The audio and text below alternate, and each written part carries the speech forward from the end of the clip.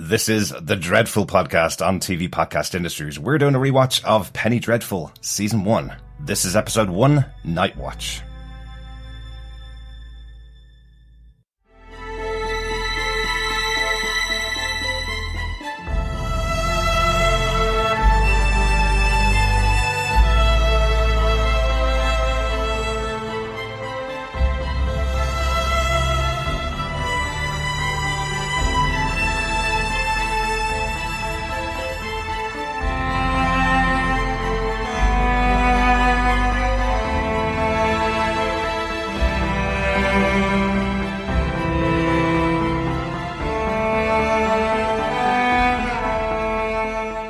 Welcome, fellow Penny faithful. This is TV Podcast Industries. We're doing a rewatch of Penny Dreadful. We're looking back at seasons 1 to 3 before the launch of Penny Dreadful City of Angels in April. In this episode, we're going to be talking about episode 1 of the show, Night Work. I'm one of your hosts, Derek. Hello there, Penny faithful. I am one of your other hosts, John. And we have a very special guest joining us for our discussions about Penny Dreadful. We have Ray from Into the Night, the Moon Knight podcast. Welcome, Ray. Hi, how are you both? I'm very happy to be here. Very excited to talk about Penny Dreadful. Cool. Yes, our time traveller across space and time is, whilst he has a glass of wine, we have a cup of coffee. Very disappointed, but I don't really want to be drinking wine at 10 o'clock in the morning. No, that's true, definitely. We'd truly be in the Victorian era for doing that. It would be absinthe. It would be sort of dripping stuff, water over sugar, and then strange things would happen. We definitely wouldn't be able to record a podcast on absinthe, John. No, absolutely not. That did look delicious, actually. It did, didn't it? But we'll get to that. We certainly will. Welcome aboard, Ray. We have known Ray for a couple of years as another podcaster doing a great podcast about Moon Knight, a Marvel Comics character. Ray, do you want to give a little overview of your podcast and what you do? Yeah, basically I'm based, I keep on saying in plural, there's only one of me, but based in Australia, a big Moon Knight fan, and we basically do anything and everything Moon Knight. So talking about the classic run comic books, to the modern run, the current issues coming out, toy action figures, video games, and the up and coming TV show, which we're all very excited about. Yes, we are. That cracked the internet for us last year. So, the announcement. So no, very, very excited. And, we have a nice community going around with, it's very, very fun to interact with like-minded comic book fans and Moon Knight fans. It's a strange thing. It's a very niche market, I guess. Yeah. Moon Knight. But it's always amazing to see the level of fandom that people bring to Moon Knight. And I'm talking about, rooms full of statues and books. Yeah. So it's very fun and very exciting. So we come out every week. We, depending on the phase of the moon, we base our shows on whether it's a full moon, a new moon, different segments, stuff like that. Yeah. And it's really interesting, isn't it? Because the character of Moon Knight is based kind of around Egyptology and kind of around some references to that type of stuff. So seeing stuff in Penny Dreadful and kind of connecting it with this character of Moon Knight, it kind of is a good reason why Ray's involved in this podcast with us as well. There's some things in here that you'll probably recognize from some of the mythology behind Moon Knight as well, which I thought was interesting. Oh, absolutely. My eyes actually lit up. I mean, we'll get to it as well when that reveal kind of came to light. I'm very excited to I did a bit of research as well because I wanted to be up to speed with my Egyptian, mythology. Looking forward to, we'll get into that soon. Excellent. And finally, before we get into the main body of the podcast itself, Ray, where can people find Into the Night and Moon Knight podcast? Sure. Yeah. We're on all the usual social platforms. I don't include the likes of Snapchat and TikTok. I'm too old for that, so I don't know what the hell that is. Anything that disappears in a couple of seconds, I just can't abide by as a social platform. I like longevity in my social platforms, yeah. Absolutely. So Facebook, Twitter, facebook.com/ITK Moon Knight, or Twitter, our handle is at ITK Moon Knight. Of course, we've also got a webpage as well. So, that's a little bit longer, intothenightpodcast.wordpress.com.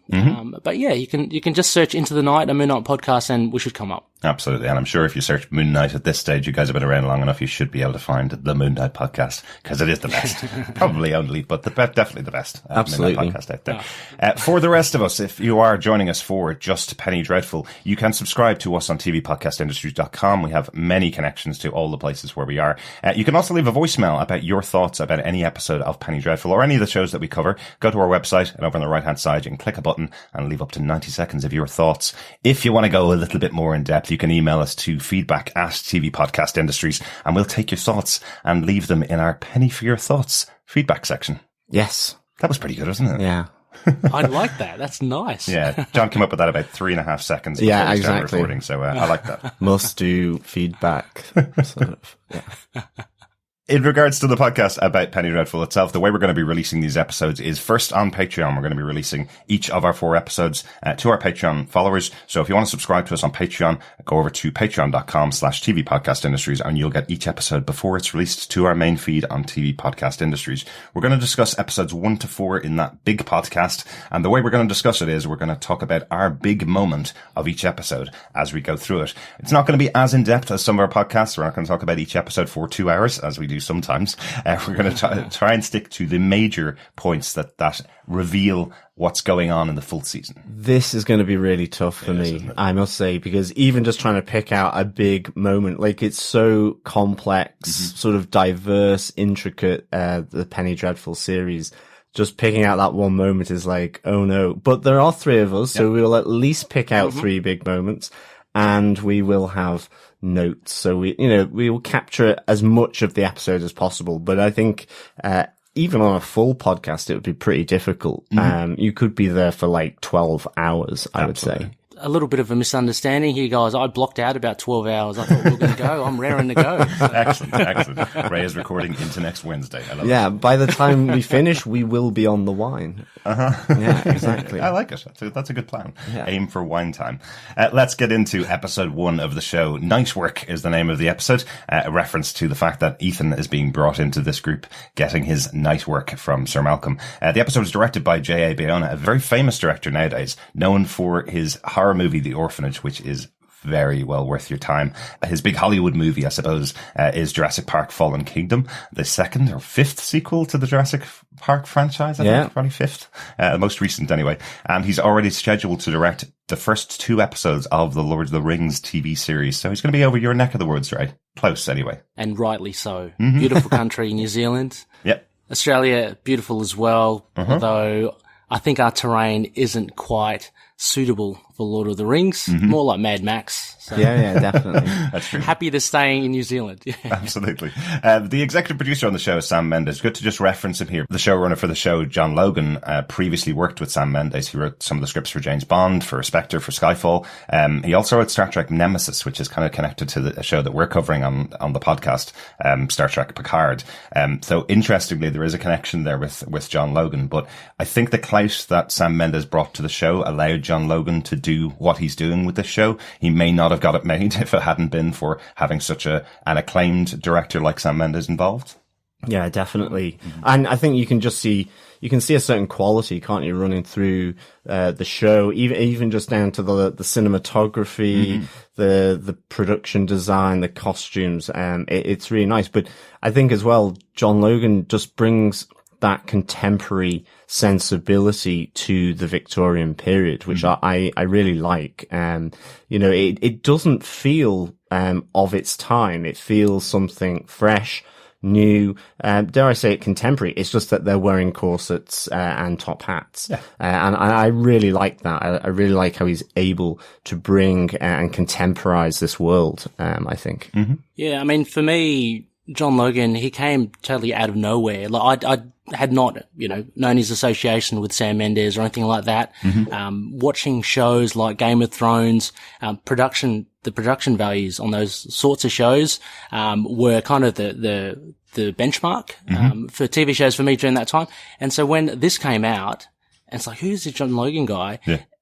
Immediately, even from the beginning, the theme with the music, just the way the opening credits, I kind of knew, like, oh, this is kind of very much like the production values of Game of Thrones. Yeah. So, it was very reassuring. And exactly as you say, John, there is a contemporary sensibility to it, but, there still is a Victorian, old school feel to it. Yeah. I love one of my notes was the poetic script writing. The lovely lines for all the actors to deliver. So yeah, it was a pleasant surprise. Yeah, definitely. Absolutely. And John Logan writes the script for pretty much every episode of the show, at least that we've seen so far. I don't think he has anybody else on board throughout the whole series. It's pretty much his vision that's being brought to life. John, do you want to tell us what he gave us with your synopsis for the first episode of Penny Dreadful Night Work? Sure. London, 1891. Vanessa Ives and her colleague, renowned explorer Sir Malcolm Murray, recruit marksman Ethan Chandler to undertake a job with them.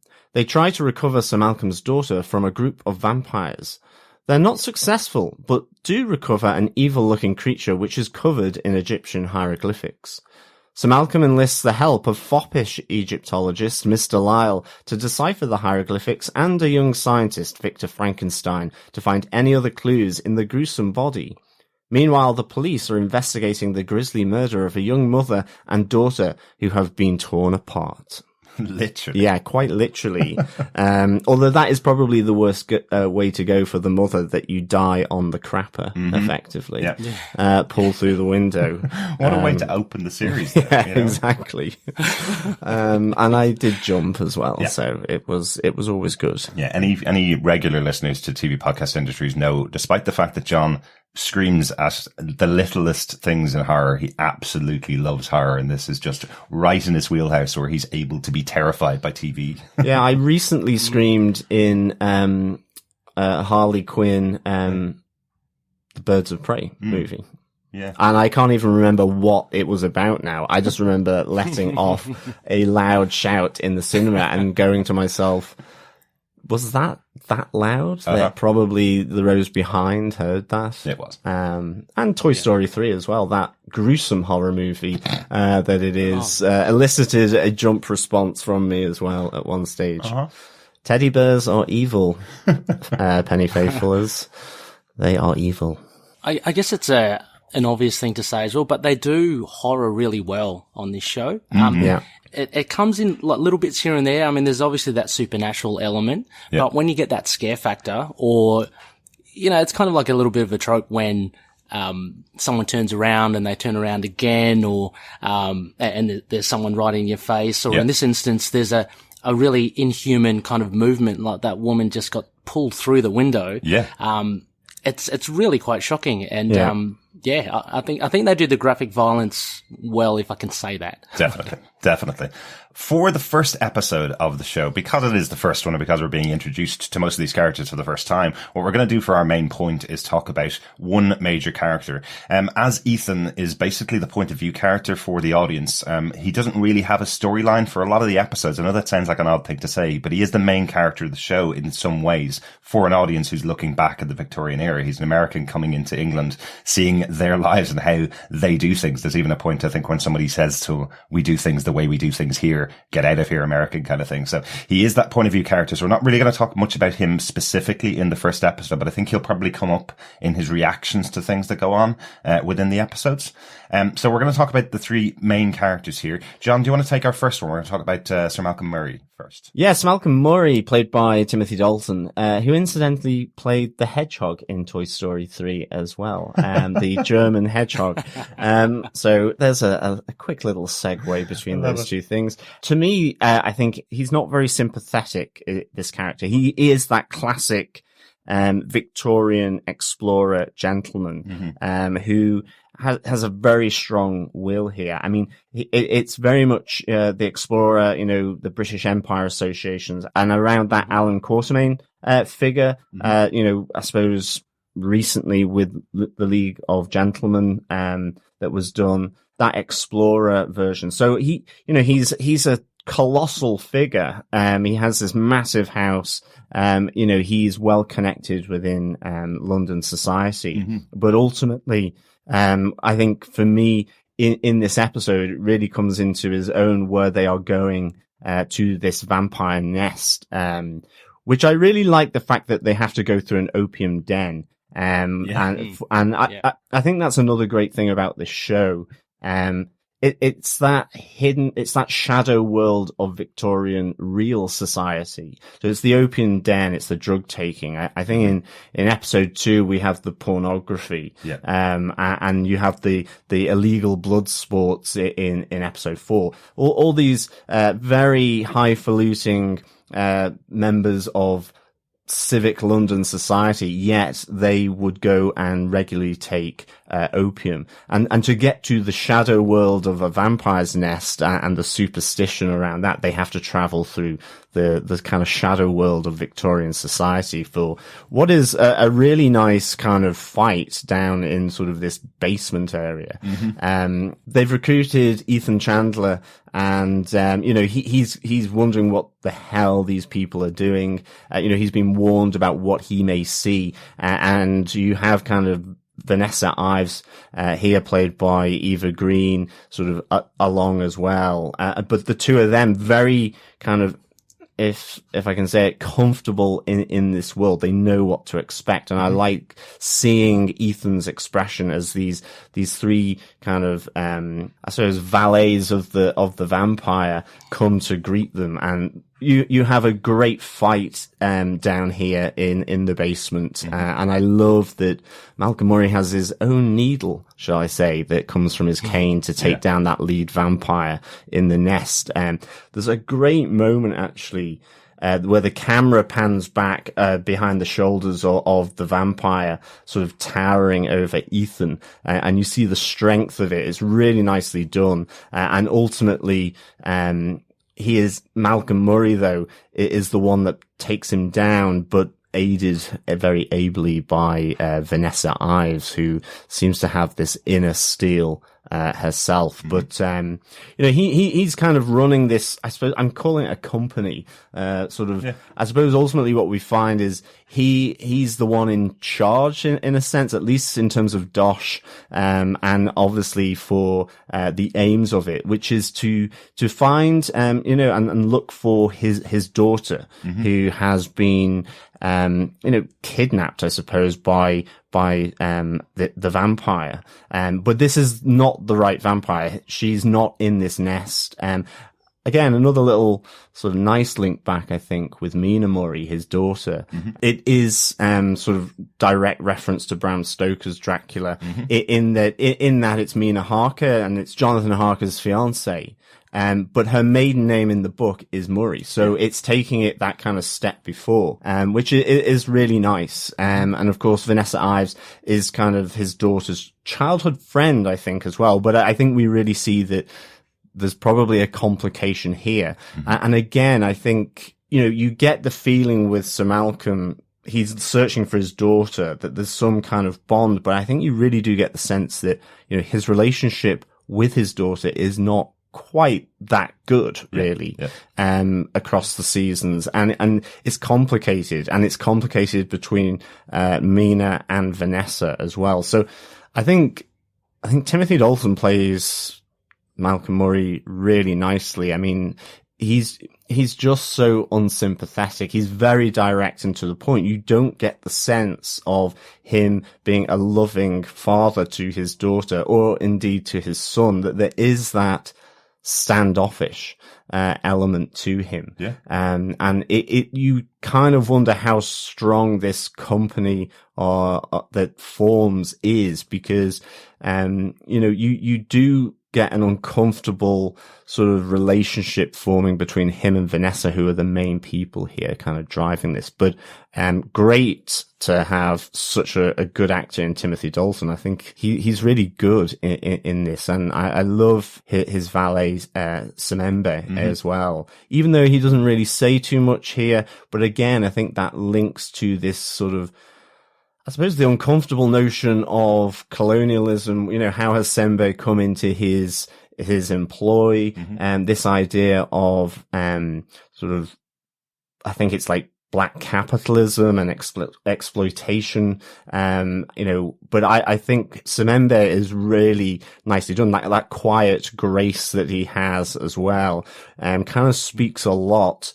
And interestingly, Malcolm does seem to put an awful lot of trust in him, certainly at this stage. So that relationship is kind of interesting to me as well, even though Semembe maybe doesn't feature as extensively as the other characters as well. So I suppose he's the central point of this company ultimately. Yeah, I find Sir Malcolm quite a complicated character, because it could have so easily been him being a guy driven to look for his daughter, and that's it, and there's nothing that he needs to.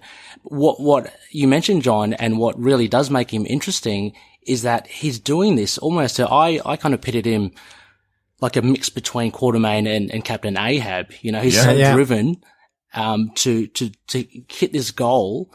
But at the same time, we do find later on, and there are little tidbits along the way, that his relationship with his daughter isn't ideal. Exactly. It isn't the best. So it's like, why is he so driven to do it? Is it this competition or this kind of drive that he has, which he's picked up in his travails in Africa and expeditions? Exactly.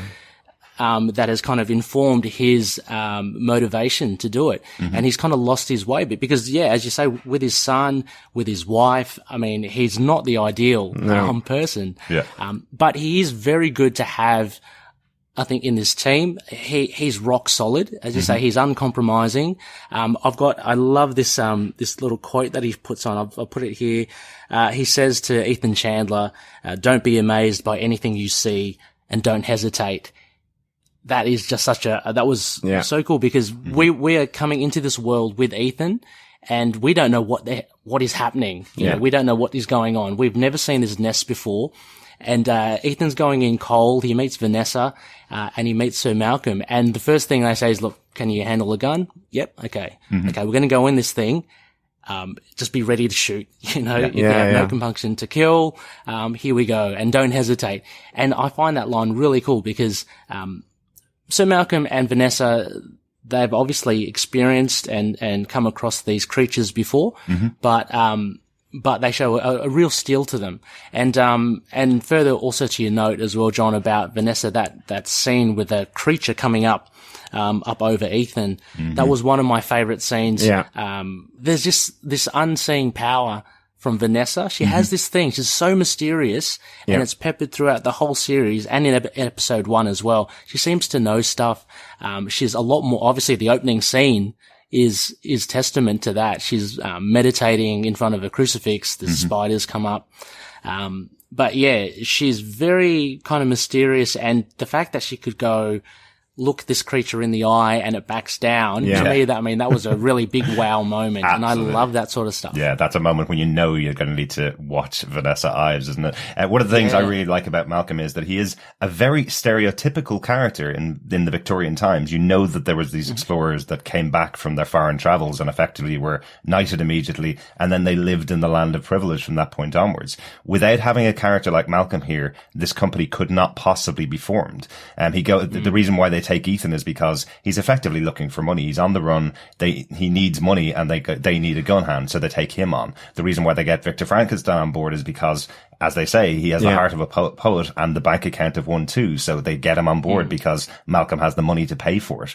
I really like that it all circles around Malcolm. He needs all these people and he has the money and willingness to do it. But they also play into the fact that he is an explorer and a hunter. Throughout the world, he's gone on these hunts many times, and now he has to do one in search of his daughter. Whether they have a good relationship or not, what comes across often with Malcolm is it's still his daughter. It's still the person he has to save. He can't just leave her and walk away. So, no, but I think to Ray's point as well, I think there's an inner explorer within him, and he talks in a later episode about the Holy Grail, which is the source of the Nile, and it was this obsession, and it's now that he's trying to follow that river of superstition to these unusual creatures that he knows are there, to find out more.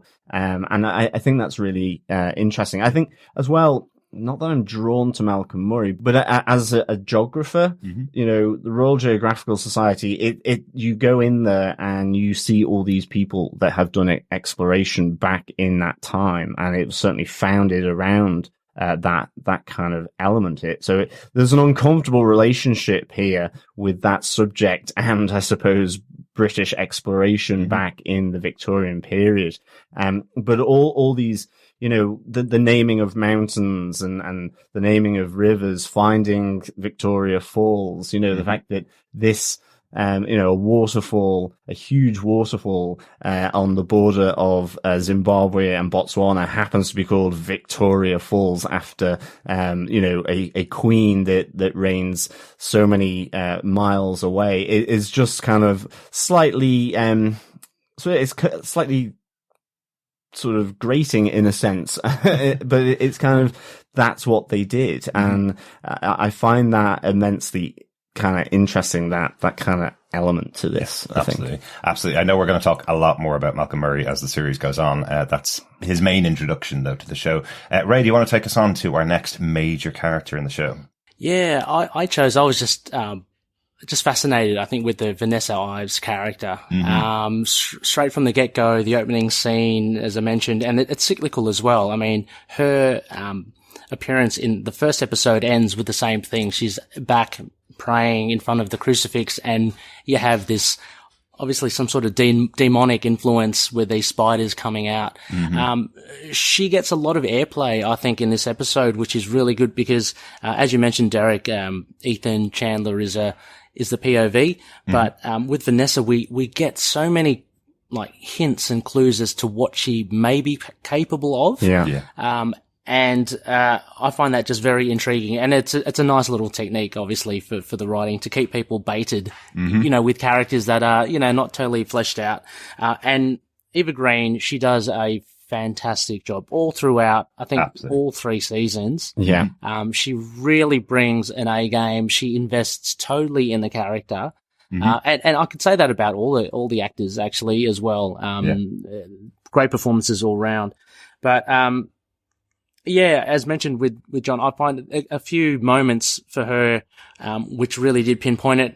First time when she comes across, Ethan Chandler, she does almost a Sherlock Holmes-esque observation of him. Absolutely. So she's very intelligent, very observant. I love that because you know that she's, you know, she's come prepared. And also then in the nest, when she she stares off that creature, a big moment for her, but she says a lot of stuff as well. And there's one thing that she does say to Ethan Chandler. There's a scene in the first episode when she's talking about the demi-monde, and she's got the cards coming out, and, Ethan says something like, what do you seek to escape? And she says, perhaps the same thing you do. We all have our curses. And that's very kind of important because she comes up with these sorts of observations again and again, not only with Ethan, but she says it also to Victor Frankenstein. So she seems to know a lot more than she should know. Yeah, absolutely. And again, that just lends itself to making her quite an interesting character. Yeah, without a doubt. Yeah, like she was probably the linchpin of the show at the time. You know, Timothy Dalton was a former Bond, but had only done some minor roles in some things in the past. He'd done some major movies after that, but getting him on TV was quite a big moment for them. But Eva Green was kind of at the height of her stardom when this show started and continued in that stardom. Josh Hartnett, who plays Ethan Chandler, he didn't have a massive movie career either. So I think the first poster that was released for Penny Dreadful at the time was Eva Green because she's such an intriguing character on her own. And you definitely tell that everybody is looking to see who this character is from the first moment she's on board. That first scene with Ethan where she's saying to him, you know, I can see you have bad shoes, bad trousers, but an amazing watch. So you come from privilege, but you don't have any money, basically. So she can cut him down instantly just by a look, you know? Yeah, she was also in a Bond as well. So again, part of this alumni. But I completely agree that line, we all have our curses, don't we, is probably the line that I would think would sum up the first season because she's talking in terms of with Ethan Chandler. And of course, with these murders happening, there is the suggestion that Ethan is involved in this, it's kind of ruled out that it's vampires because they're not drained with blood. There's a suggestion that these murders are possibly Jack the Ripper. Yeah. Again, linking into all this sort of gruesome loveliness of Victorian London, and, effectively the New York of its time. So we know that he's got issues, and you're wondering as well, what are hers? We want to know what a superpower, in a sense, is. I feel like she's a conduit of some, that's why she can do the seance later on in episode 2. You have the tarot cards, but she feels things. She gets she can link to Mina, that we see as well. Yeah. But then she also comes to Malcolm in this episode, which is really nice, where you suddenly see her sort of transformed into blood red eyes and vampire fangs.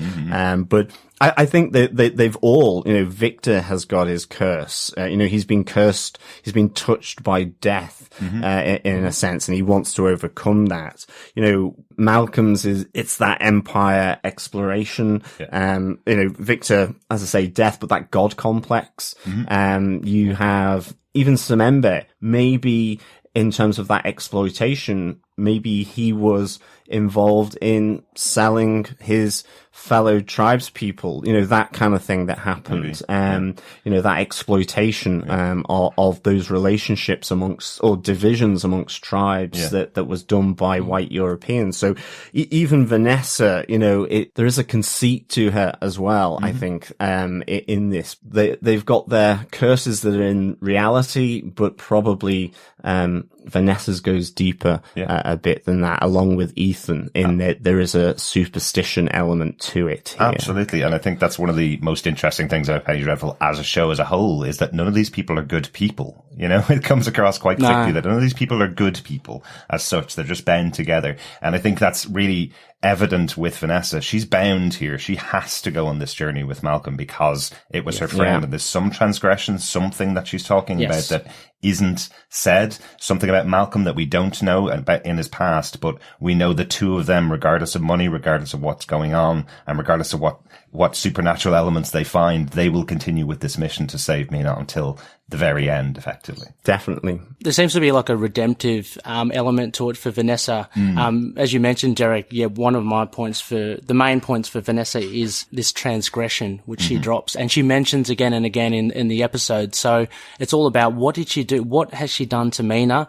Why does she want to redeem herself? Yeah. And so that's one of actually the main crumbs for her, because it directly links her to her relationship with Malcolm. Sir Malcolm. It's quite interesting. Can I just say as well, at the start where the spider comes down from the cross and kind of almost like rears up to her on her hand, is just like kind of really awesome shot. It is. I don't think I could actually stay there with a steady hand as a spider did that, but nonetheless, I thought that was a really cool kind of shot, actually. But even overall, the two comparatives of this character, when she's alone in her room, praying, and she feels like she's fervently praying to God, effectively, to save her from all the things that she's experiencing. It's just that fragility between those moments when she's alone versus that kind of confidence she has with everybody else around her. She knows more than everybody else when she's in a room with any other person, but when she's alone, she seems just completely fragile and breakable.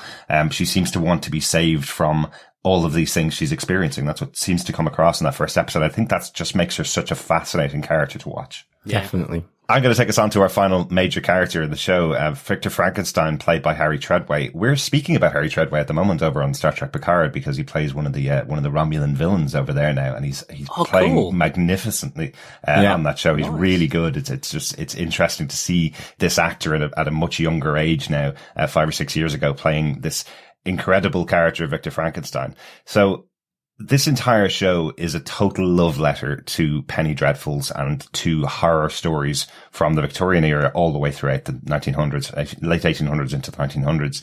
And the character of Victor Frankenstein is our first character really that we're introduced to that I think most people watching the show will know instantly from the name. They'll go, Frankenstein, I know. Victor Frankenstein, that must be the guy that created the monster, right? Okay, right. So we know him instantly.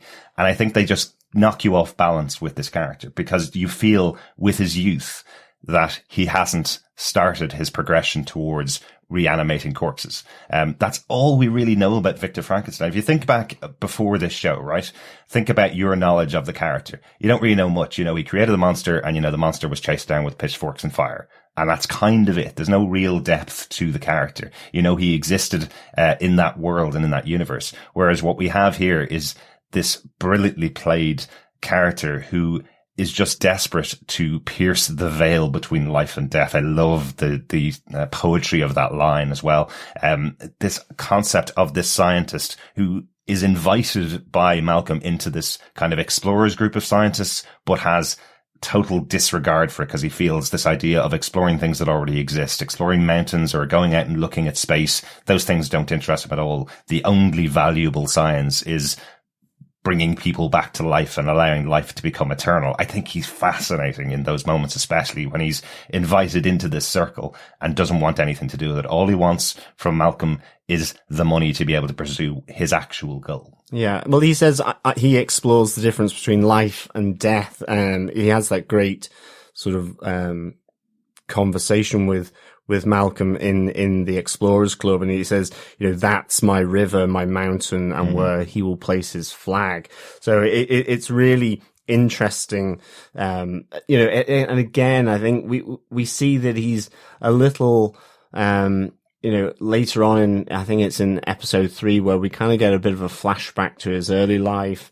We see this, kind of lovely difference between, whether it's science and art, or he talks about science and superstition walk hand in hand. Oh, I think that's Malcolm Murray's line to him, which is really, an interesting take and kind of, as you say, coming back to say Shelley, this idea of the new technology of electricity and this idea of being able to reanimate and the possibilities that science provided in the world, but how that could be used by authors or artists, or poets or whatever to either go against it, to try and counter it, or to embrace it, to see how they could develop a new kind of story, I think is fascinating as well. And I think that really lies here with Victor, Frankenstein's character. Mm-hmm. Yeah, I love how he is not just your run-of-the-mill kind of scientist doctor. Mm-hmm. He does have that inclination towards the poetic as well, because for me, he is really like he is your typical artist. You know, he serves a higher purpose. Yeah. He seeks patronage from these people like Sir Malcolm, but he doesn't like that class. He doesn't like that society at all. Mm-hmm. I mean, he looks so uncomfortable in that club, you know. And when he was speaking to Malcolm, he just shot him down. Like he was just so intense. Like, I am pursuing something far more important than you. Absolutely. You know, that was basically what he was saying. Yeah. And so he would obviously take his money because he needs it for his research. Yeah. But so I find him really fascinating in the sense, and again, we see, later on him with his favorite, poetry or literature that he goes. So he does have that, the heart of a poet in him.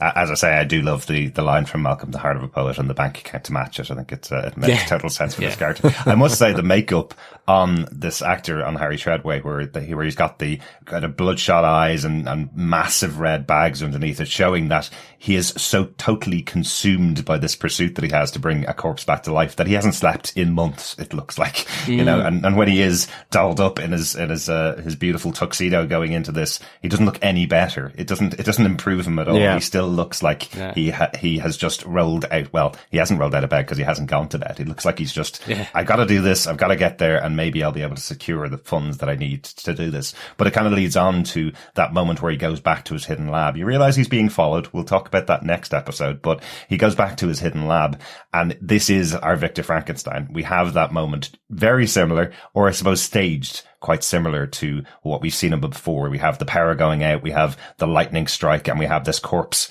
that disappears in the room and then suddenly reappears in the corner cowering. I think this is just a beautifully put together and beautifully produced scene, because in the past, this has ended with that, I suppose, iconic moment where you have Victor Frankenstein screaming, "It's alive" to the skies. Whereas here we have this beautiful music by the composer, Abel Korzeniowski.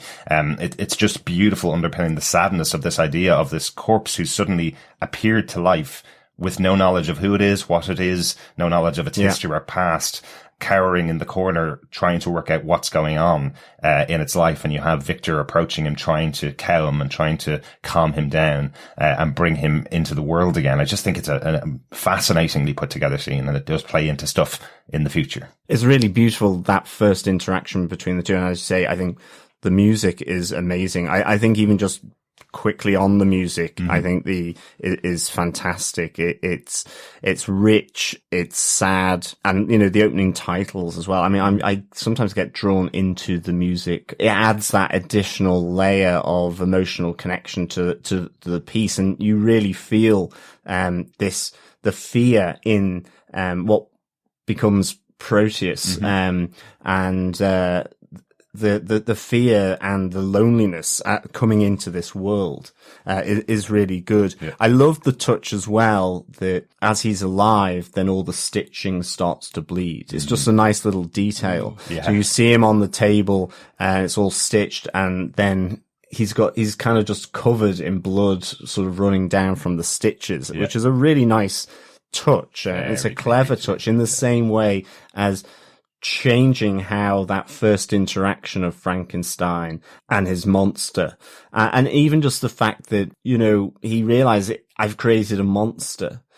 Here he doesn't believe that at all. It's that he now wants to sort of bring him forward into this world. He's combated death in that sense. Absolutely. Yeah, I love that end scene as well. It was really well put together, as you say. And Derek, I know we've had conversations like years ago. I think it was during the Daredevil Netflix show about music and how music can really make or break a series. Absolutely. And Penny Dreadful is fortunate enough to have brilliant music. It just really does tug at the heartstrings, and it's very emotional. Yeah.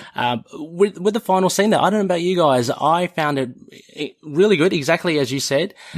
But there was so much tension for me as well. I was just waiting for that creature, Proteus, to snap or something, because he's essentially inhuman, right? And he's just come to life, and you just don't know what he'll do. Absolutely. So although there was this very high level emotional scene with them kind of communicating with each other, I was just left on the edge of my seat just going, oh gosh, something better not happen, something violent better not happen. I'm not prepared for this. So I found the ending really, really effective in that sense, and they kept that tension up. And I'm glad they ended, with that. Absolutely, ending with the line, I am Victor Frankenstein, because he is now the character of Victor Frankenstein that we all recognize from Mary Shelley's novel. So quickly, finally, on the music, I suppose, just to point out, we watched 4 episodes of this over the last week, and not once did I ever feel like skipping either the opening or closing credits on this show. The music is so beautifully put together. It's even, after that scene of the I Am Victor Frankenstein, there is a full credit sequence, and I watched the whole thing because the music plays into it, or plays out of the episode and into these beautiful credits. So a fantastic job by Abel Kurzanowski for this episode. I think that's it for our main points. We always talk a little bit longer than we expected. So, guys, any notes on the first episode of the show? Yeah, for me, I just want to mention the flamboyant Mr. Lyle, who is the head of the Department of Egyptian and Obsidian Antiquities, of which it's really just Egyptian, as he says. I love this character so much. Flamboyant, foppish, you name it. He drives the idea of the with the hieroglyphics, bringing in Amunet, Amun-Ra, this idea of this blood cure, or as they describe it, blood curse, from the Egyptian Book of the Dead, and the afterlife. So, I love him being pulled in here, for sure. Absolutely. I love his response to when he's being dragged into it by Malcolm, where he's going, this is urgent. And he goes, there's nothing urgent about Egyptology in over 2,000 years. Just so good. And even just, the skin, of the vampire when, Victor is kind of doing the autopsy on him, and it's like this, skin and the plates of an insect. And I was just thinking of the scarab beetle given that he has those beetles there, in his office, because they're good at stripping the flesh. So again, even in the comfortable surrounds of the British Museum, it's kind of there's this kind of little bit of grotesque being brought out, which is really nice. But I love Mr. Lyle. I think actually some of the supporting characters as well are just so strong and have their impact in the show. And he is certainly one of them for me. Absolutely. Yeah, he's a really big character, I think, for me as well. He brings a lot of relief to the show when there's a lot of tension. Very likable immediately as well. Interesting again, notes, I compared Vanessa's interaction with him. She's very standoffish towards him. She kind of almost shuts him down every time. She doesn't have any time for any of his exuberance about things. But I love his dialogue as well. One quote I put here was he's talking about papyri. And it sounds like something eaten by little Persian boys. Exactly. Just crazy kind of stuff. And just going also, Derek, a note about Victor Frankenstein. He's so driven, as you said, with the makeup and all that. And the only thing that really brings him out of his kind of stupor is when he sees that inhuman body of that vampire. That's the only thing that really gets him. He wants to get those Sir Malcolm and Vanessa away from his autopsy or his studies, but she unsheathes the corpse of this vampire, and only then does he actually go, okay. And he's straight onto it, and he starts dissecting it. Yeah, absolutely. I love his description of that, where he's saying, well, either we have a person who's 2,000 years old and put hieroglyphics all over themselves and developed an endoskeleton to cover their bodies, and has sharpened their teeth, or we have something else. I love that he is totally scientific about it. He is going to investigate this thing because it's massively intriguing for him. But I like that he gives them the option to say, well, maybe that's what it is. Maybe it isn't something supernatural, but obviously he's in from there on. One final thing that I just wanted to say about the episode. A lot of the production for this show, as it was a co-production that was done between Sky Europe and Showtime in the US, a TV channel. They did a lot of production in Dublin and Ireland, where myself and John are based. It's fascinating at times seeing some of the buildings that they used in the show, because Dublin's a very small city. The population's only about 1.5 million people. And a lot of these buildings are places we walk past every day. They've just been dressed so well to look like they're from the Victorian era. But there's times when you're going, I had my lunch over there last Friday, and right beside where that scene is taking place. So it's kind of fun to have those moments. It is good fun. But brilliant production design overall. Did you find it detracting in any way to have such a recognizable building, architecture around? Weirdly, it's not. Like I literally used to work right beside the place where Sir Malcolm's office is, or his house is. I used to work right beside that and walk past that every day for about 7 years. And there's kind of a bit of pride that it's still able to be used to form part of the Victorian era on the show, and it's so well dressed. Have a look at the extras for the series. They show you how the green screen was used and how much work was done by the digital effects people to change what is a very contemporary location and just take the element that is Victorian and put it into the Victorian setting. It's fantastic. Yeah, and it's a lot of the stuff. A lot is around Dublin Castle as well, and the thing is it's the interesting thing is that you see it in this, and you kind of go, that feels more real, that there would be some kind of life around it. Whereas obviously now it's more of a tourist attraction. And so you can't, Dublin Castle was used for a purpose. And now it's more of an attraction in a sense. And it's like, so you see it being full of life with market, and you kind of go, that feels like real. It feels like life is going on there rather than just a visit. Now, I will say, to answer Ray's question more appropriately, I suppose, Dublin Castle is used for about 6 different locations in the show, and they literally just move the camera around a bunch of times to use the different locations.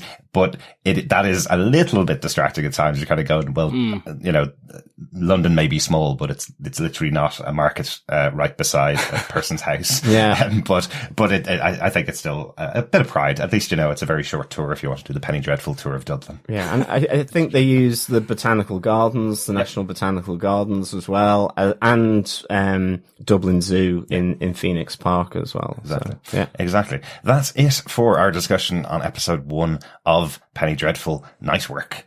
We're going to take a little break, and after this message, we'll be back with our discussion about episode 2 of Penny Dreadful, Séance.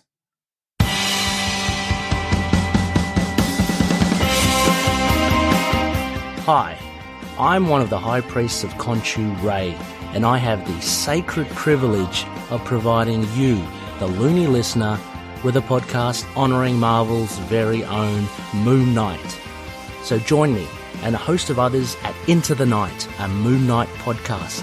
Follow us on Facebook, Twitter and Instagram, or support the show by becoming a Patreon member. Into the Night, a Moon Knight podcast. It's time to get your Khonshu on. Welcome back to TV Podcast Industries. We're continuing our discussions about Penny Dreadful with episode 2 of the series, Séance. I'm one of your hosts, Derek. Welcome back, Penny Faithful. Yes, I'm one of your other hosts, John. And joining us again, we have Ray. Hey guys, how you going? Very happy to talk about episode 2 for Penny Dreadful. Mm-hmm. Yes, great to continue this discussion, a healthy discussion on the first episode.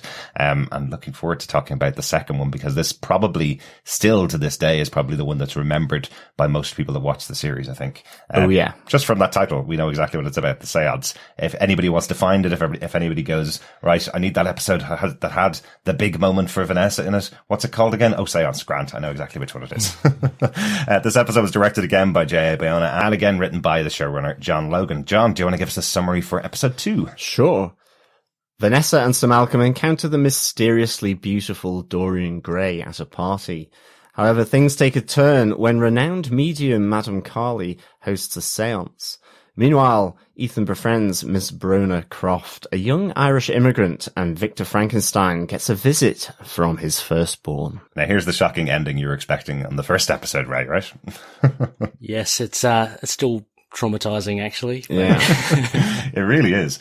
This is a great episode of the show. I just want to start off really by saying that it is absolutely strikes back into my memory that first feeling I had watching the first episode, the first time I saw it 5-6 years ago. It really brings back up exactly those same feelings in me, the same scared, oh my God, what the hell is happening? Oh my God, this is a show I'm going to watch until it ends. It's absolutely what it did for me. Well, that's it. It's like Victor needs to work on his stitch work, I think. If it had been just a little tighter, maybe it could have withheld the hands of his firstborn. Maybe. Because then I was thinking maybe he couldn't have played Ring a Ring of Roses, because like the centrifugal force would just sort of all of a sudden the other person on the other side would just be left with Proteus's kind of arms because the stitching. I am so impressed that you've made a Victorian joke on a show. Exactly.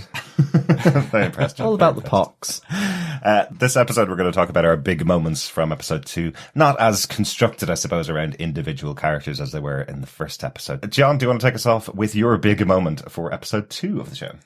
I'm so glad I was first on this because I just grabbed it. And yes, it is the séance, with, Madame Carly, collected, London elite, and Malcolm Murray and Vanessa Ives. I mean, for me, when I think of this show, I do think of this séance. I think it is a great moment, if not one of the greatest and most iconic kind of scenes from TV, and dare I say even film, that I've ever seen. It is just one of my favorite scenes. I have 2 séance scenes actually that are up there. This is one for its it just scares the bejesus out of you. And because it's the way Vanessa commands the room, and the performance that just draws you in. And for me as an audience member, I felt uncomfortable. I was wriggling, I was squirming. I was feeling kind of Malcolm Murray's kind of probably idea that he wants to hide under the table, effectively as she lays bare his infidelity that he has with his wife, the death of his son, and the pressure of Malcolm and what he put on his son, and in a sense the ambivalence that he he gives to his daughter and how Mina sees that, certainly with having the son. And I just think, it's so uncomfortable. She absolutely embodies being possessed. She certainly steals the scene from Madame Carly, who kind of, you're thinking at that moment that she's really she's kind of a false seance, that it's just someone coming in, she's doing the usual tricks, although she is a very important character in her own right for season 2. So she's not as false as we think in this. For sure. Yeah, but she does feel like it's a parlor trick that she just goes house to house, whoever pays her the money, and she just kind of shows them kind of what a seance could be like. Exactly. But you're right, it is terrifying. I think it goes on for such a long time, much longer than you would expect the possession of Vanessa Ives to go on, and that makes it so, it kind of knocks you off center. Definitely. Yeah. And I think just quickly, the other seance one is the seance from Good Omens, which we also covered, and that from a comedic point of view is also up there with here, but this just for sheer squirminess and just the power of Vanessa Ives in this is just a sight to behold. It's great TV. Yeah. John, if these big moments in this show was part of a Boxing Day sale, you and I would have been grabbing for the same one. I think we all would have been going for it. But I thought I'd pick up the Proteus scene at the end. But yeah, this seance is absolutely remarkable. I don't watch that many horror films and shows. So when I do see a seance like this and someone's possessed, and Eva Green does a fantastic job, it is utterly like mesmerizing. With the point with Madame Carly though, you mentioned, she could be a fake. She does mention though, like she does sense that someone else is there. So she does pick up on this other demon or being that Vanessa kind of taps into. Yeah. If it's, this was a really fantastic, I can't believe it. Yeah, actually, it did go a bit longer than you'd expect, but, you're captivated the whole way through. Absolutely. And it does reveal, obviously, the Sir Malcolm, bits of, family, history, which helps as a viewer. So, yeah. Yeah. And you're wondering how much to trust, I suppose, of the information that she's providing, because some of it could absolutely be the demon that's possessing her, trying to knock Malcolm off his perch almost, to tell this room of his peers what he's really like at home kind of thing. Yeah. So I really like that. I suppose what I mean about it going on too long as well is you want it to end because it's so bloody terrifying. So you're like, okay, can we just stop now? And it keeps seeping in more and more. I think Eva Green is just transformed in this performance of this role. We talked about it in episode 1, where you have that fragility versus the confidence. This is something completely different. So she does feel like she is totally possessed by somebody outside of herself in this role. So really, really good. Yeah. She makes a noise as well that's just kind of like, ooh, that's really scary. And the eyes. She also has some pretty fruity language around the table as well, which I think shocks a lot of sort of the polite company in which she finds herself. A lot of see you next Tuesdays, plus, whore and so on coming out here. But I love the fact that it effectively crashes Mr. Lyle's wee social fate, as he calls it. Again, just the lighter side, because it is so intense, that scene, yet you do have the lighter Mr. Lyle, as you had mentioned, Ray, on the last for episode 1. And I do like that, for probably obvious reasons, he has a slightly strange relationship with his wife, but he's kind of fairly a little derogatory by it, where he's kind of, my wife is close by, no doubt by the gin, if I am to hazard a guess. And I think hitting the gin would have been a useful thing to do here after seeing the seance. But again, when he's trying to get everyone together to come into around the table, he has a great moment, and we need to use this as well. Pay attention, please. You must pay attention to me. I love the fact that he's kind of just wants to hog the air in the room. He is this flamboyant, head of Egyptology, and I love this character. Yeah. Even though he kind of has hair dye that would probably suit Donald Trump, actually, which is kind of interesting. Yeah. But again, he brings that lightness to what is a really unnerving scene, and such a great one. And I think Timothy Dalton's, it's kind of this cross between need to get out of here because everyone is finding out about his dirty secrets, and just the anger. Timothy Dalton does this really good thing where he kind of exposes his teeth a little. It's almost like he's grating his teeth. And you kind of wonder what impact it will have on their relationship. But again, I think as well, it kind of adds a bit more to Vanessa Ives, that she can be a conduit for these supernatural forces in this world. Yeah. Another, like a smaller point to this seance as well. Earlier on, we were introduced to Dorian Gray. And so can you imagine he's just come across Vanessa Ives, and one of the early things he experiences with her is attending a seance, and she just goes, total cray-cray. Exactly. And so I think this is a little seed that's planted as well, because later on we see Dorian is quite intrigued with Vanessa. He knows that there are things not totally normal with her. And he's actually the one person that is kind of done one up on Vanessa, where she seems to have the measure of everyone. He seems to have the measure of her as well. So just a little side thing there with Dorian at that seance. But absolutely, that seance is totally brilliant. If you just want to watch a little bit of Penny Dreadful, just watch the seance. And that's enough for me, really. I mean, it's really good. I think it will either drive you off or make you watch the rest of the show. You'll be captivated. Absolutely. I think, Ray, you mentioned in the notes that this would have been something that is quite usual in upper class society in the Victorian era, this idea of having a seance. It's almost like, you used to have a clown, as the center of your entertainment, and then it kind of moved on and moved on and moved on. And at this point, the richest people can afford to have a seance to delight and entertain their audience. But if you do believe in the supernatural at all, the idea of the seance being the conduit for the supernatural around, if you do believe in it, the possibility that you're going to draw in Great Aunt Bessie, who has a message for one of the kids, and that'll be a good laugh for everybody around.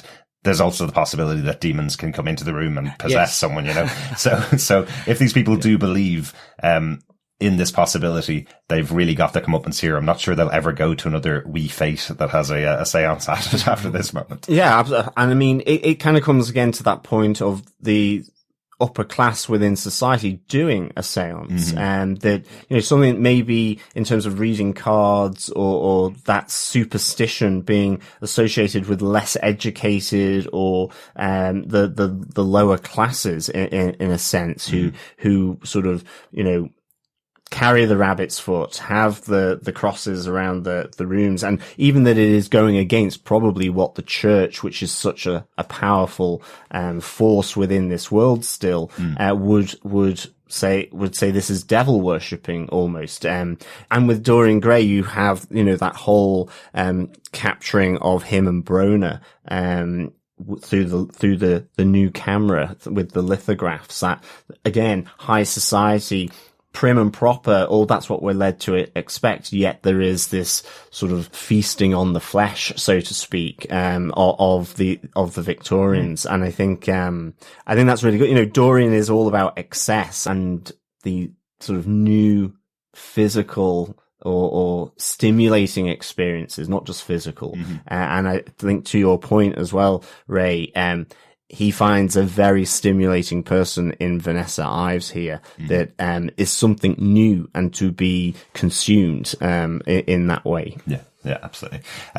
The seance we could probably talk about for quite a while. But Ray, do you want to take us on to another major moment for this episode? Yeah, I chose the end bit, but I want to kind of like broaden that out to the education of Proteus. I think that was a massive moment, and I think it was very well done. Right from the previous episode, although I did mention there was a lot of tension there, what we see immediately with Proteus is that he's a very, I don't know, he's a peaceful creature, wanting to learn, benevolent. And I loved how there was this slow education of him with Victor, taking him out. You see him interact with the bigger world, and slowly form his own, opinions. One of the touching things in this whole thing was when he starts to actually remember. And this is just towards the very end where he's at the docks and he remembers his old life. He remembers his wife. And so that raises a lot of questions with, I guess, apart from the obvious, a lot of the ethical questions that Victor Frankenstein is kind of crossing the line with. And so Proteus has this older life, comes in through, slowly comes through his memories. And the big moment is the end where he is just standing talking to Victor, talking about his dreams, about what he wants to do, what he can see.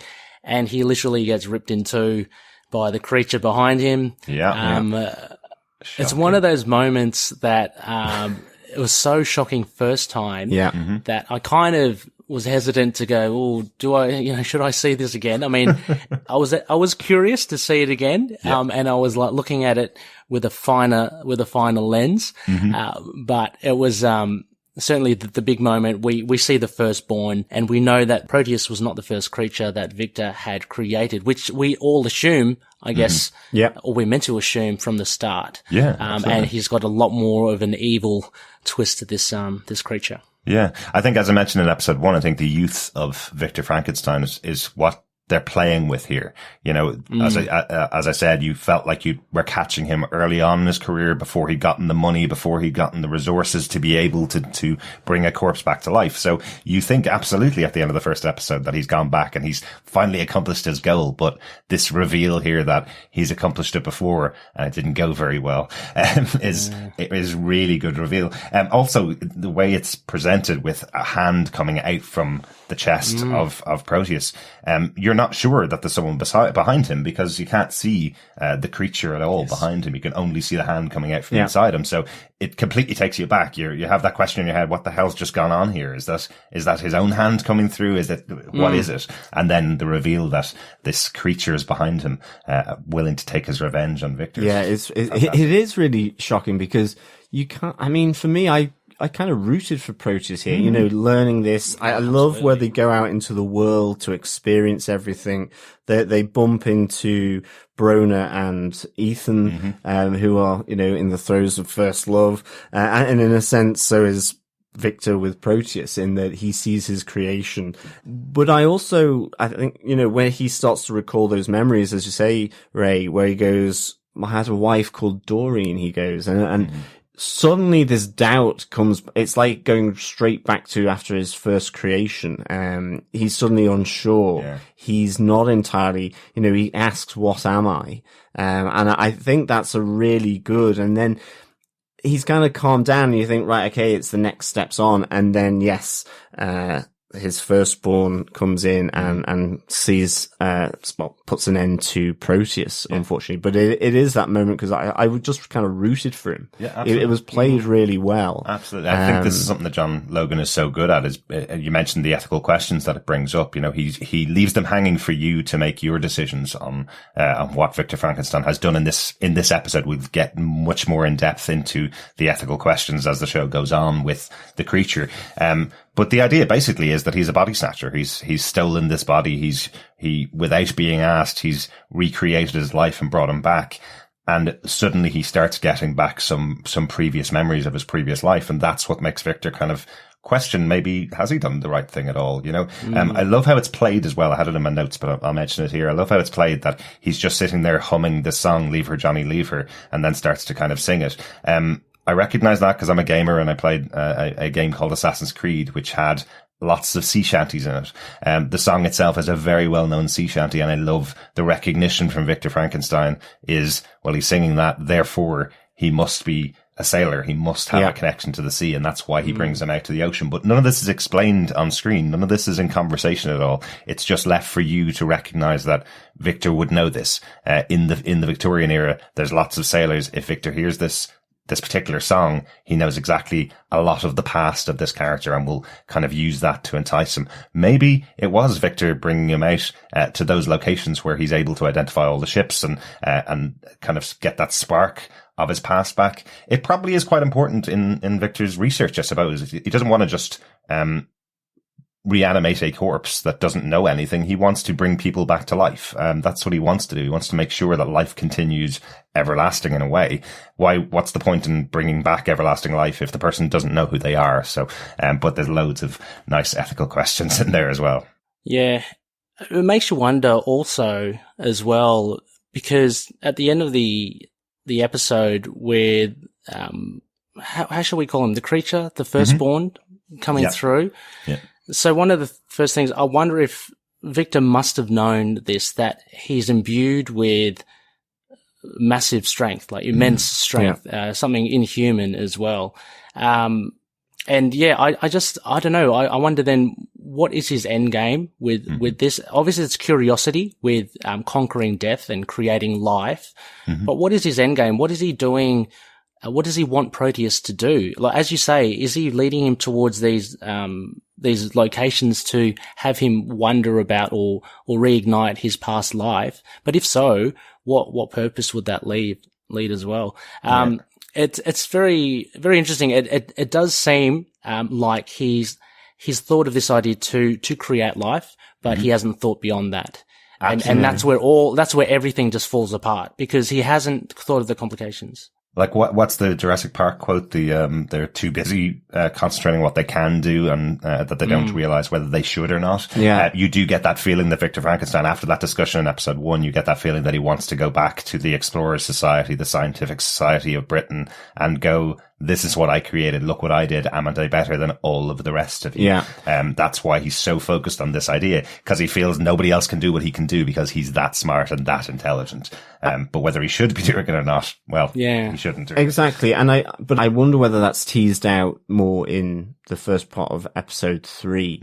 So part of me is he trying to bring his mother back? In a sense, maybe. Is it through, is it around that, or that he does have this poetic notion as well? And, you have, in episode 3 where his firstborn talks, would we be able to understand the universe by an eternity by looking at a daffodil in respect to Wordsworth? I wandered lonely as a cloud. And, it's that he has this notion, and I think it is maybe that God complex as well. But I think it's related to his mother, I think. Yeah, we'll probably talk about that again, but I don't think it's as specific as him wanting a particular person back. I think he doesn't want anybody else to experience that very formative experience that he went through. I think that might be it, something like that. Ray, any more notes on Proteus at all? No, that was it. I'm still kind of shaking at the last scene. At that last scene, absolutely. I'll go on to a slightly lighter character, I suppose. Brona Croft, played by Billie Piper. I want to talk a little bit about her because I think you say a little lighter. She is a hooker. Well, true. Yeah. What I do like about this character, Billie Piper, at the time was very well known as being in Doctor Who. She was the main protagonist, I suppose, in the show. She was the point of view character for everything that was going on in the reboot of Doctor Who at the time. So it was fascinating to see her move into this role on this very scary show, and be this character that she is. I think the way I described her, when I wrote it down, was Northern Irish and consumption filled, where the basic characteristics of the character. But what I love is it's a fairly typical trope. When you have a show or a movie that concentrates on the Victorian era, they will talk about these kind of hard, hooker with the heart of gold kind of characters. That's the way they'll frame what's going on. But what I love in this show is that it takes the time to explore what her life is actually like. Yeah. What it really means to be a character like Brona, a young woman from Northern Ireland, an immigrant into the UK who's had to leave Northern Ireland because she was pushed out of it. And the reason she's moved to the UK is because she actually wanted a job in a factory. She thought that this is her way out. She's leaving a very small country for a massive city like London, thinking she can work in a factory, and the Industrial Revolution hits as she comes over. It's taken over and there are no more jobs because everything is starting to become more about mechanization and less about people being able to get jobs for an honest day's pay. So because she's a young woman, she has taken to using her body to make whatever money she needs to be able to live her life. You see that she is very poor. She doesn't have 2 cents to rub together. I love her introduction to Ethan as he's drinking whiskey at the bar. Also, great bartender. When Ethan says, do you have any whiskey? And he goes, I think the more appropriate question is, do you have any money for the whiskey? Exactly.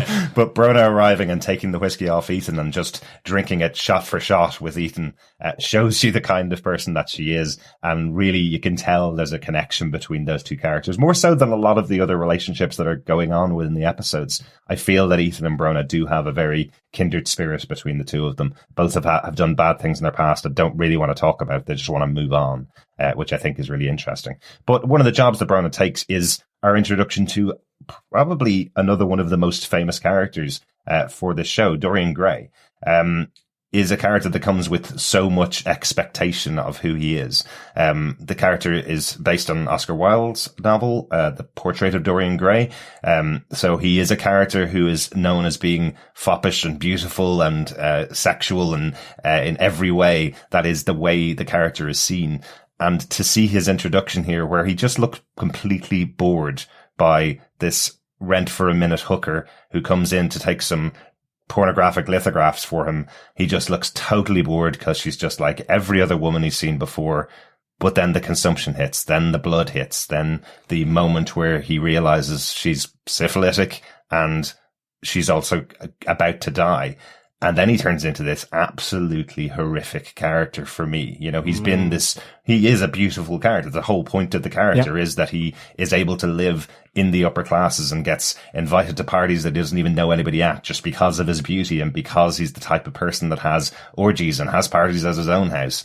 Yet in this moment where he just completely tears apart Brona for her disease, effectively, he says he's never had a dying creature before. Does she feel pain more deep than anybody else? He wants to know all about her, but in this really gorish way, which just instantly gives you the type of character that Dorian is. And I think it's great because for the rest of the show, actually, for a lot of the other episodes of the show, the way he talks and the way he interacts with people, he seems like a very pretty character who just goes about their day doing and getting whatever they want to. But in this scene, because Brona has been developed as this character that you like a lot, I took an instant dislike to Dorian. Yeah. I mean, again, it's his need for excess, but it has to be new and stimulating. And as you say, just that moment where she coughs blood onto him, and it's just this. God, they like to do that in this show, don't they? You see, absolutely. You see that moment on his face where he kind of lights up because this is the something new that he isn't bored of yet. I mean, he is, as I think you mentioned it, he is almost the Victorian equivalent of a hipster. And it's kind of like avocado on toast has now become passé. He's kind of like, well, these massive orgies, it's kind of, okay, take them or leave them. But an orgy with people coughing blood on me, now that's something different. Something new. Yeah, exactly. And something new. So he's very, he's prim proper. He acts that high society, but he is depraved, and totally about the excesses of the mind, the body, he's a very tough character in that sense because he's so charming as well. Yeah. Yeah, I just think Dorian Gray, absolutely agree with both of you as well, but I think what makes him so repulsive is his total self-absorption with this.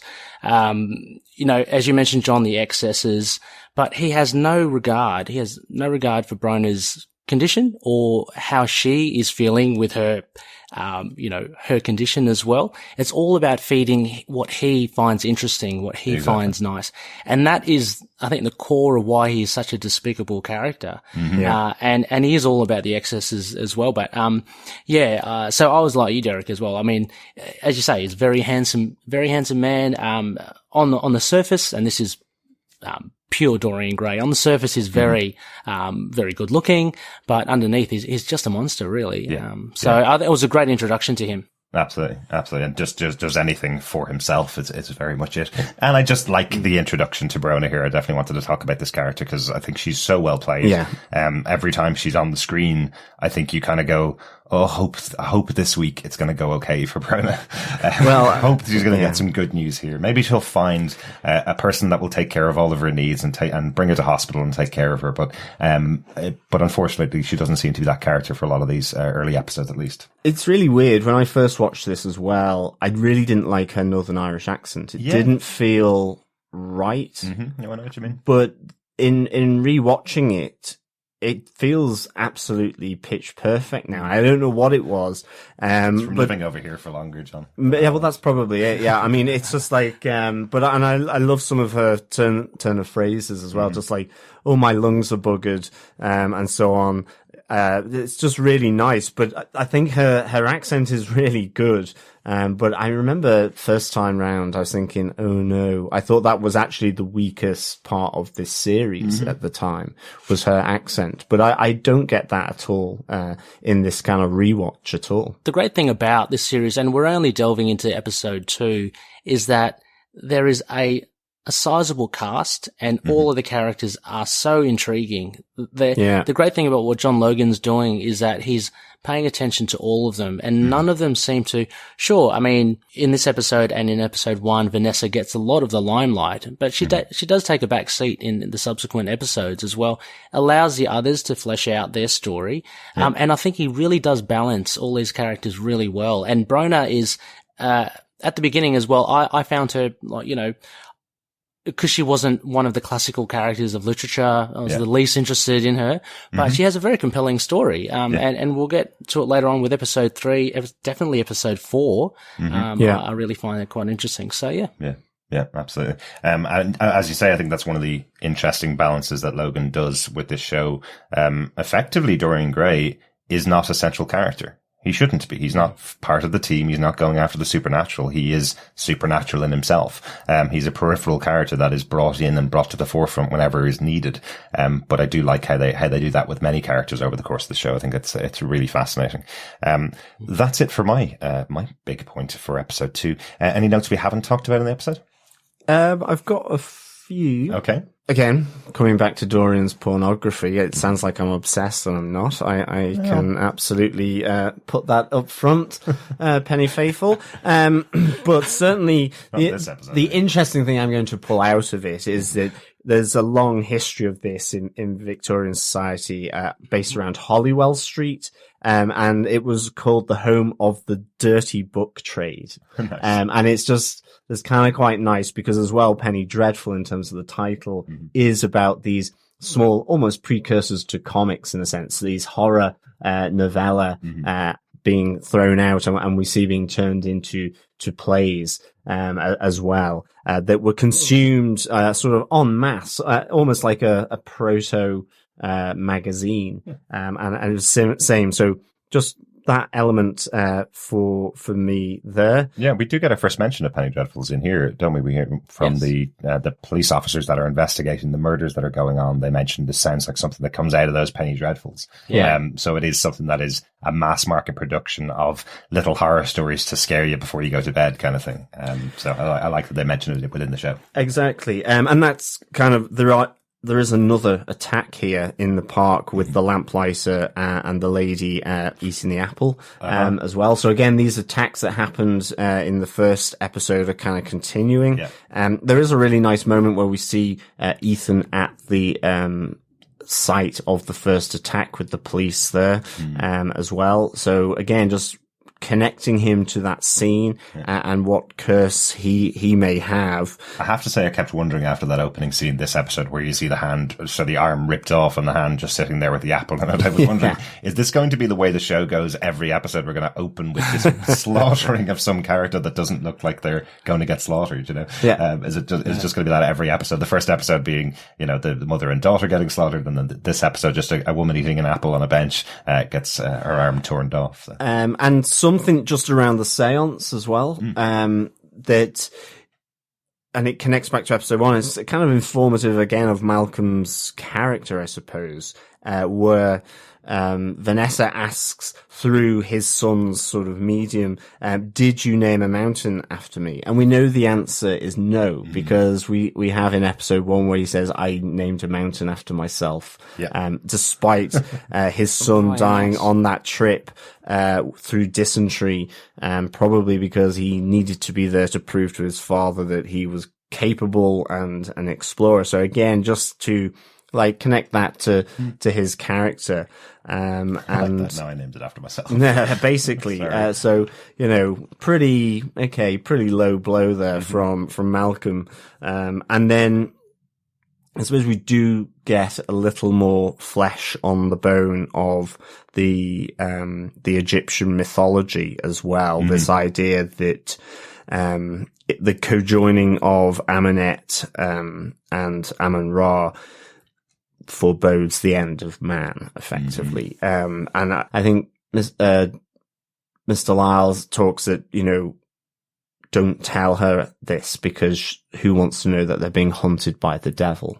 So again, this really kind of makes her position so much more precarious, and very strong, yet external factors making her fragile, effectively, that, she's been hunted by something so powerful. Is she up to that task? We don't know. So, I thought that was pretty nice. Absolutely. Yeah, I've got a few just here, just further to what John was saying, about those scenes with the attacks. I found it interesting that they are at the very beginning, but you can almost like forget about them because they're at the beginning and there's so much happening in the main part of the episode that it becomes like left on the wayside. But it is good because it does keep on bubbling away and it does progress the character. I'm not going to say it now, but it just progresses where that kind of ends up. So, I just find I remember on first viewing, just watching it going, it's good because it connects it with Jack the Ripper, but where is this going? It's not really doing much. Yeah. I absolutely was wondering whether the show was going to explore who Jack the Ripper was at the beginning. But they have this drop line in this episode where they go, oh, well, it can't be Jack because it's not the same MO. He just goes after any woman or anybody. It doesn't matter their class or their status. So, so I was kind of going, okay, well, why is this in here then? It would make a lot of sense if they decided in with Jack the Ripper and that was part of what was going on in the show, but yeah. Well, you have that great moment as well when Malcolm goes to the police station and the detective in charge where he says, you need to change your mode of operandi because you need to hunt a monster. You don't need to detect. It's about hunting, and as that explorer. But he's the kind of on a recce for himself because that's where we kind of find out that there are no teeth marks in the sides of the neck. They aren't drained of blood and that actually they've been ripped apart. And it's something where we see that is not Jack the Ripper who effectively, sliced, and to kill his hookers, in Soho or Clerkenwell or wherever he killed people in Victorian London. You forgot to research that bit, didn't you? I did, yes. He killed them in London. Yes. Yes. There we go. Yeah. And just a couple of things with the Séance.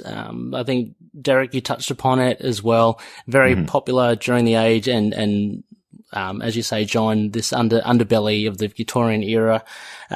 But this was more of a I guess it was more of a naughty thing to do, as you're saying, like it goes against the church and it was something quite, dangerous potentially. Anyway, so table turning or seances were very common. Mesmerism, or they used to call it animal magnetism, was very a popular thing there where people would be almost possessed. And funnily enough, this was a precursor to the Ouija board, which I didn't realize, but that got its origin from a board game from Parker Brothers. So for those of people that stand by the Ouija board and believe it, it was a board game, and it's become something bigger. So created by the people that brought us Monopoly afterwards. Yeah, yes. No, I was going to say exactly. Trivial Pursuit as well. It's from the Parker Brothers. Yeah. Okay. That's it. Yeah. Well, so, what a diverse board game range they have. Yes. That's it. Absolutely. And just finally, with Amunet and Amun-Ra, I did a bit of digging. I thought this sounded really cool in the show. Unfortunately, with the mythology, it doesn't extend to that. Although Amunet and Amun-Ra were one of the first gods or deities of Egyptian culture. Amunet gets replaced by Mut, who becomes the main partner of Amun-Ra, and Amunet is more a protector of pharaohs. So she's still known as the Hidden One, but there's no dark side element to her. There is an easy to consume history of this as well, called The Mummy, the film. Oh dear. Yes. Oh, okay. So if anyone wants kind of the lighter hearted sort of look in Amunet and Amun-Ra, it is the Mummy series. One of my favourite sort of trashy kind of films. It's not trashy. It's just good fun. No. It's very trashy. I'm not too sure how historically accurate it is. Probably not at all. But it's good fun. I think they may have just kind of pointed a finger, found a name in a book, and then created a history around it for the show. That's it. That's our discussion on episode 2 of Penny Dreadful Séance. What a great episode that was. Definitely. I think one of my favourites ever. And as I say, the Good Omens version of the Séance, from a comedic point of view, you should definitely check out our coverage of that, because I have to say, I just couldn't stop laughing, which is the complete opposite of this one. And they are two of my favourite Séance scenes ever. I think there may only be 2, but these are really good. Very strong episode. I think to follow up from the first episode, which really has to set the bar, for this episode to raise the bar even higher is an immense thing. So, it really bodes well for the series if you watch it from beginning to end. Absolutely. The journey. Absolutely. Yeah. Let's see how episode 3 compares. We're going to take a little break and we'll be back with episode 3. Hi, this is Derek from TV Podcast Industries. We hope you're keeping safe and well at this time, and hopefully we're providing a little bit of entertainment to get you through some of the boredom that comes along with what's been going on at the moment. If you've been enjoying the podcast, we'd love if you subscribe to us at tvpodcastindustries.com, or you can support us by going over to patreon.com/tvpodcastindustries. You can also support us by leaving a review on your podcast catcher of choice, or of course, you can share the podcast with any of your friends, because sharing the podcast is sharing the love.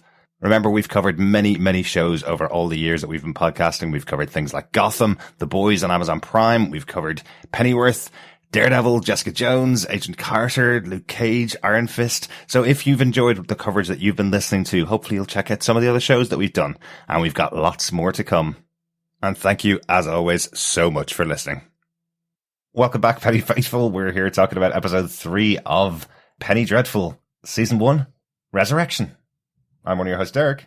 Hi there, Penny Faithfulers. I am one of your other hosts, John. And I'm Ray. Hello, everyone. I'm glad to be here. Our third co-host, Ray. Yes, yeah, really good. I'm not too sure whether this Penny Faithful is tripping off everybody's tongue as it normally does. There's a lot of P's. There is. Yeah. A lot of P's, but sure. Yeah, Faithlers, or I did think of saying Dreaders, but then people might think it's dreadlocks. I don't know. Yeah. Or I think we were talking earlier on about dreadful listeners to the Dreadful podcast, which yes, we don't ever want to call our listeners dreadful, do we? Absolutely not. We can call our podcast dreadful as a joke because we think the podcast hopefully is quite good. Yes, but we get the joke, so it's okay. Yeah, no feedback on that point. Thank you. Exactly. Let's jump into our discussion on episode 3. This episode was directed by Irish director Dreadful Rewatch. We discussed her work back on The Punisher season 1. She directed episode 5. Okay, yes. Yeah. I remember that because I think, we were just like going, Dervla. It is one of those names that is so unusual in terms of how it's spelt and how it's pronounced. Very typically sort of Irish as well, exactly. In that sense. Exactly. And as we mentioned before, a lot of the show was filmed in Ireland. So getting in a local director like Dervla was quite cool. She kicked off most of her career back then, but really good to see that she's still working, 5-6 years on. She's still working in these Hollywood TV shows. Most recently, she directed an episode of Handmaid's Tale as well. So, likes the dystopian, likes the dark, like Punisher. So, nice to have her on board here. Definitely. And also just speaking of Irish names, what we didn't mention possibly in the previous episode is Brona is Gaelic for sadness. And of course, Her storyline does get sad. Yes, sure. It does. Yes, it does. Yes, the term for "I'm very sorry" is "tá brón orm," which is "I have sadness on me" is the literal translation of that. So Brona does come from that. I do feel sorry for any child who may have watched this show and has the name Brona and realised that their parents were obviously very unhappy to have their first child called Brona. It's really hard, isn't it? Yeah, that's a harsh truth. My gosh. Isn't it? Once again, as we mentioned before, these episodes are being written by John Logan, the showrunner for the show. John, do you want to give us a synopsis of what happens in episode 3, Resurrection? Sure. A flashback reveals Victor Frankenstein's motivation for delving into the questions of life and death. Flashbacks also show the history of Victor's firstborn. The creature was born in a state of unending agony, and Victor fled, rejecting his creation.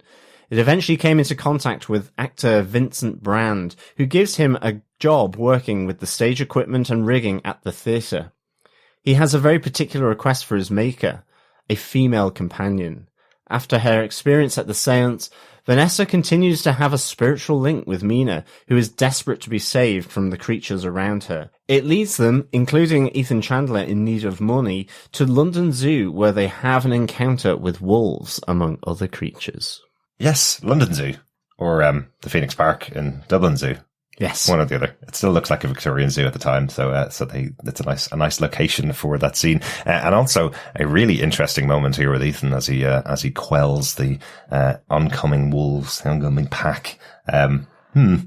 Indications of where this show might be going in the future. Yes, yeah. There's really now a kind of push with Ethan's character. I find with this as well. I mean, it's been very ambiguous to begin with. But yeah, this we kind of start to get a sense of what might happen. Mm-hmm. Everybody has their curses, right? Yes. Anybody else jump out of their seat with excitement when you saw the creature asking for the bride of Frankenstein? Anybody else go, oh my God, that's the way they're going to go with this show. That's awesome. I did. Yeah, I enjoyed it. The whole interaction between Victor and the creature was just very reminiscent of the Mary Shelley story, classic. So yeah, it was Rory Kinnear. He's a brilliant actor, I find. Yeah. He's, yeah, really good. He's had so many wonderful parts as the years have gone on. So Absolutely. many things you see him in, and so many things you've seen him in before this. Like, he's almost unrecognizable as the creature in this show. But Rory Kinnear's been in loads of James Bond movies. Has been in the wonderful show Years and Years in 2019. He's just one of those characters that are one of those character actors that appears in so many things. But this is almost iconic as a role. For him, the seasons he spent on this show. Let's get into our big moments for episode 3. John, do you want to kick us off with your big moment for the episode? Yeah, and speaking of Years and Years, although not the TV show, the band, it is Ollie Alexander who plays Mr. Fenton. Again, I'm underestimating how much I love this character played by Ollie Alexander. There's something just captivating in terms of that pale face that happens right at the end of the episode, emerging from the darkness of Malcolm Murray's cellar to kind of herald the arrival of his master as he sort of speaks to the darkness. It's just a great bit of filming, and I really like how it's played, because with the arrival of Mr. Fenton as a prisoner chained up in the cellar, he basically inserts doubt into this company. He sows division and disruption amongst the group because of the violence expressed towards him by Malcolm. Like, we just have this uncompromising sort of beat down of him by Malcolm Murray. And again, it's something that's uncomfortable to watch. I think that's one of the great things about this series in terms of language, in terms of sexuality, in terms of all these. They really do not shy away from any of it. They allow it to speak for itself, because it is a part of the world. And it's really uncomfortable to watch. I do like the fact that Fenton does lick up his own blood that is flowing from his mouth from this beat down. I've kind of put, don't waste a drop, this kind of... can't waste it, which is good. Kids, remember, always clear your plate. Recycle? No, always clean your plate. Always eat up those greens. And I love this, and the uncomfortableness here is, it's projected through Ethan, who questions really, what are we doing? It's torture, and then this idea that they're going to experiment on him as well. But just going back a bit as well, I've probably gone slightly too far in time. He's captured at London Zoo, where because of Vanessa's kind of connection with Mina, there's sounds there and she connects it with London Zoo. Fenton has decimated the monkey population, it would seem, chewing on the poor monkeys in London Zoo, but that's where he's captured. He has exotic tastes. Well, absolutely. And he's just, he is a servant to his master, and his master has effectively got him inserted as this mole into Malcolm Murray's house. And I think that's really, really nice. I think there's, in any case, when they're in London Zoo, they all have this feeling that something's not right. Certainly Vanessa, she kind of connects in with that. And again, there needs to be a compact formed here as they move forward because of, I suppose, the aggressiveness in which they're treating Mr. Fenton. And one by one, they all kind of nod to Malcolm as he suggests, we have to move forward as one if we are to move forward. But Ethan doesn't really connect in with that group, but he just he kind of looks at Vanessa and says, I'm with you, which is a really interesting distinction, for this character. And Vanessa, though, is the one that kind of drives this idea that she is happy with what's happening to Mr. Fenton, as well, and sort of propels Malcolm to this idea of making sure everyone else is happy with it in a sense, or agrees to it. But then, after Ethan has come on board, she does turn to Malcolm, and in front of everyone kind of calls him out for maybe slight, duplicitous, underhand nature, because, this idea that maybe Mina, really is tricking, Vanessa here, that he thought something wasn't right. And I liked that a lot because this kind of, the group doesn't splinter, but there's clear divisions, of those who will kind of act on Malcolm Murray, and his word. And then there's Ethan, as the American, as the outsider, he has this different take.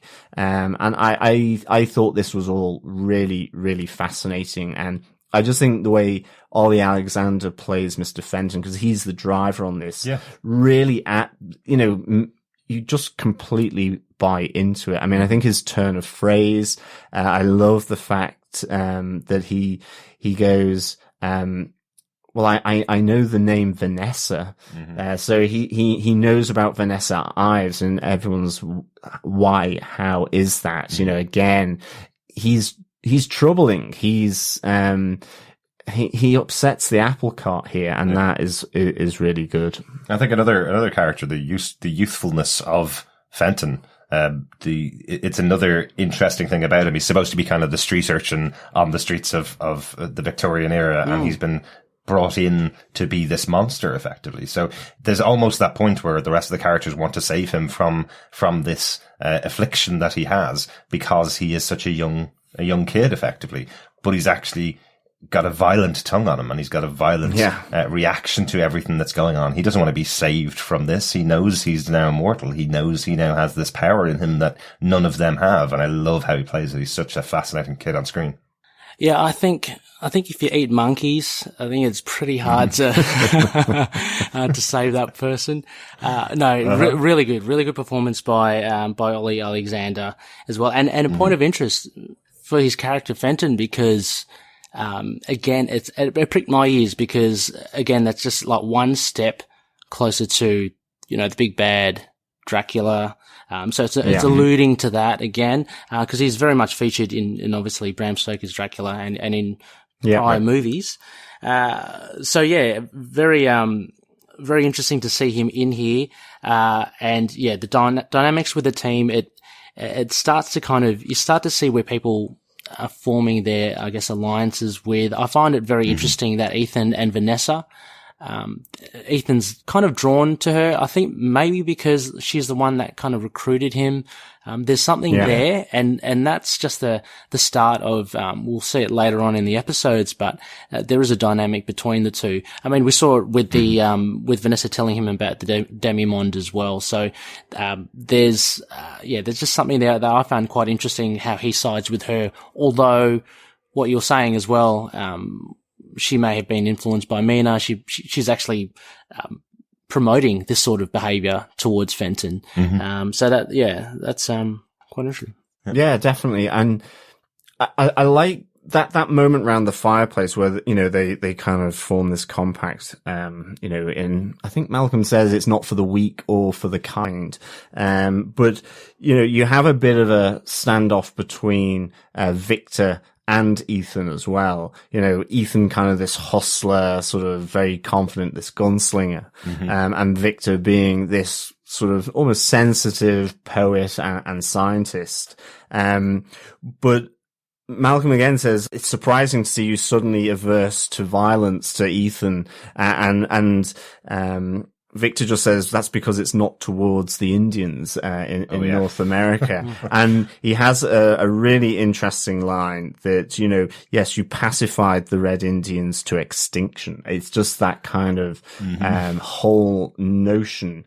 And so Ethan has this issue with Fenton, but again, it's his dark past. And maybe it's because he has kind of moved on, regrets, has this regret around what's happened, but also then the suggestion that he is somehow involved with these brutal sort of murders that are happening across London as well, and certainly with what happens in London Zoo, with his moment with that lead wolf. I presume it's a wolf. Yeah. It is really good to suggest there's a bit of lycanthrope within him, dare I say it.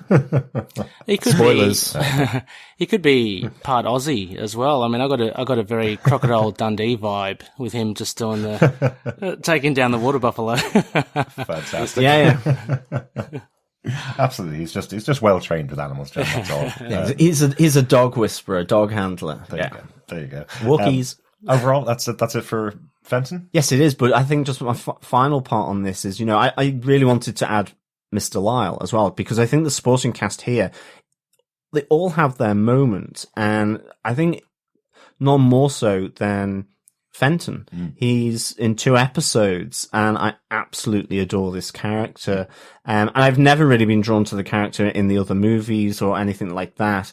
There's something that's pulled out here. The creepiness that, Ollie Alexander plays him, is so good. And again, as I say, it's another enduring image from the show for me, is his pale face in the darkness calling out to his master. And again, I don't want to say iconic. I've already used that for Séance, but for me, it's just so good.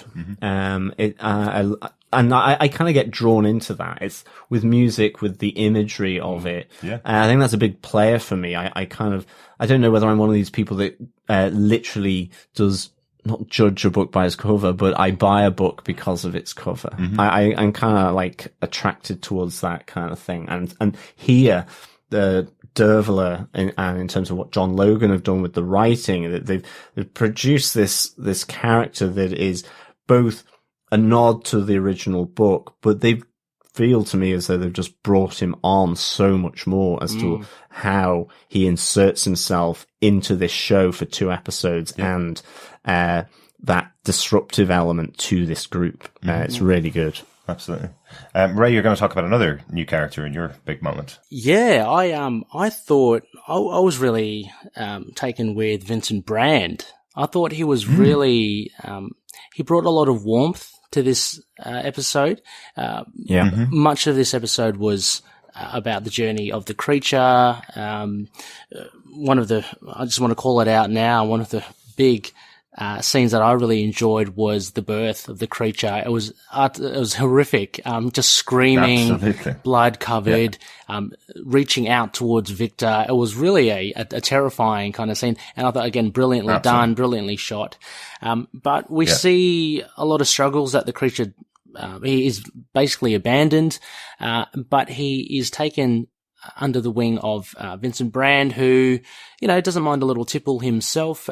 He doesn't care about appearances, and there's just something warming about him not discriminating at all. This individual, and so he gives the creature a purpose and gives him a home, and I thought he was a very interesting character. I'm glad that there's more to him. We see in the subsequent episodes as well. But the big moment was this turn of face of the creature, who could have easily gone down the path of a murderous, bloodthirsty monster. But he's actually turned around and is quite industrious, working in the theatre. Absolutely, yeah. What does he say? He says, I discovered kindness and found a home. It is a really nice moment. I think the other thing that touched me on this was where, as you say, Ray, where Vincent says, he takes him in, but he says, this is a place where the malformed find a place, where the different can take flight. It is the theatre.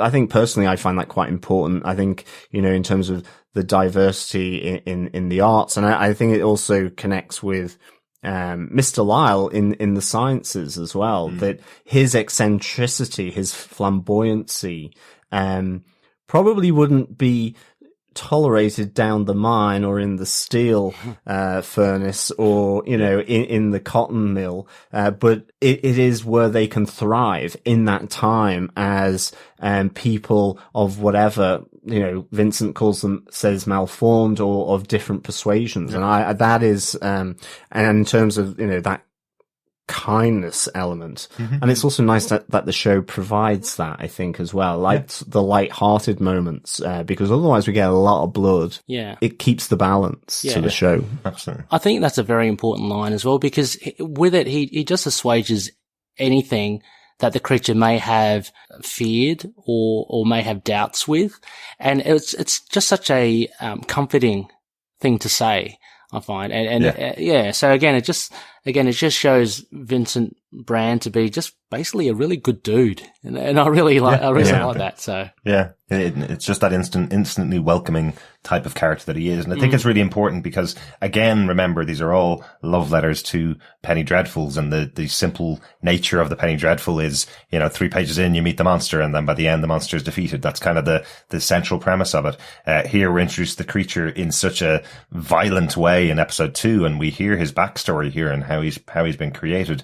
And to have that moment where somebody looks at him and isn't seeing him as a creature for the first time, because he's not going to judge him, is a really important facet of the show overall. This idea that you can't just look at somebody and go, they're that type of person. That's the type of thing they are. If you think about, one of the biggest monsters in the show really is Dorian Gray, as we said before. And he's got a beautiful look to him, as opposed to someone like the creature who has got a beautiful mind hidden behind this, visage that was given to him by Victor Frankenstein, basically. Sewed together and he was stuck with it, kind of thing.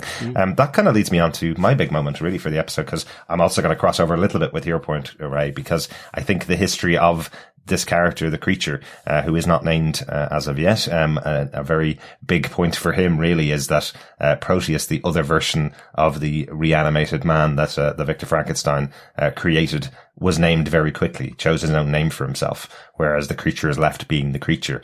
I love the battle of wills between these two characters as well, as each one of them calls each other demon. I love that they choose the same term to describe each other, and it's just all about perception for each one of them.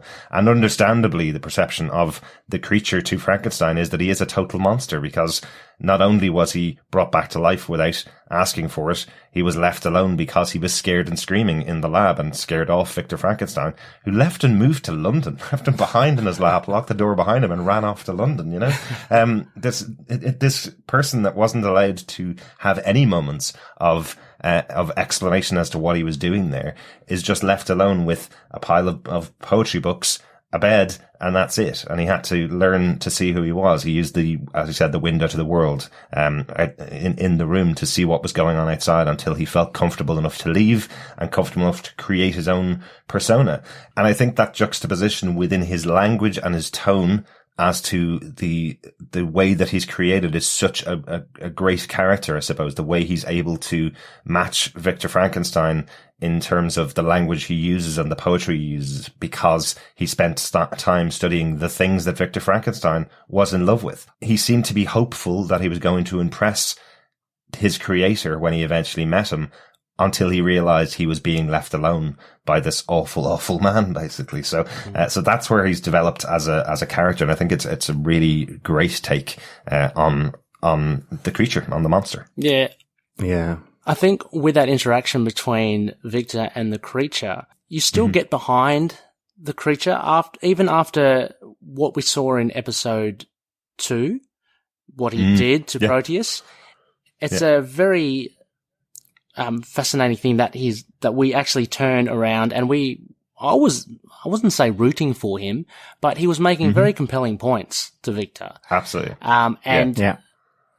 And it paints a really bad picture on Victor as well, like what he did, basically abandoning. Like, how would you feel if you entered the world and the first thing you saw was someone running away and you being abandoned? He said something along those lines. Yeah. Well, you think about it, like, the birth of a child. Most children, as they come out and enter the world, the first thing they may do is cry. If you were most people and you're having your first child, the cry of a baby is not the most wonderful thing in the world, right? So, would you run away and leave the baby behind as it's just entered into the world? Not many people would. Victor chose this. Victor was the one that created this reanimated man, and then ran off and left him because he came into the world screaming, "Oh no, that's not what I wanted. I wanted to have someone I could talk poetry with." Probably not the best way, but it is interesting. It is the notion of families and that you come together. It's it's the pride of lions, the pack of wolves, the human family in a sense, but it's also that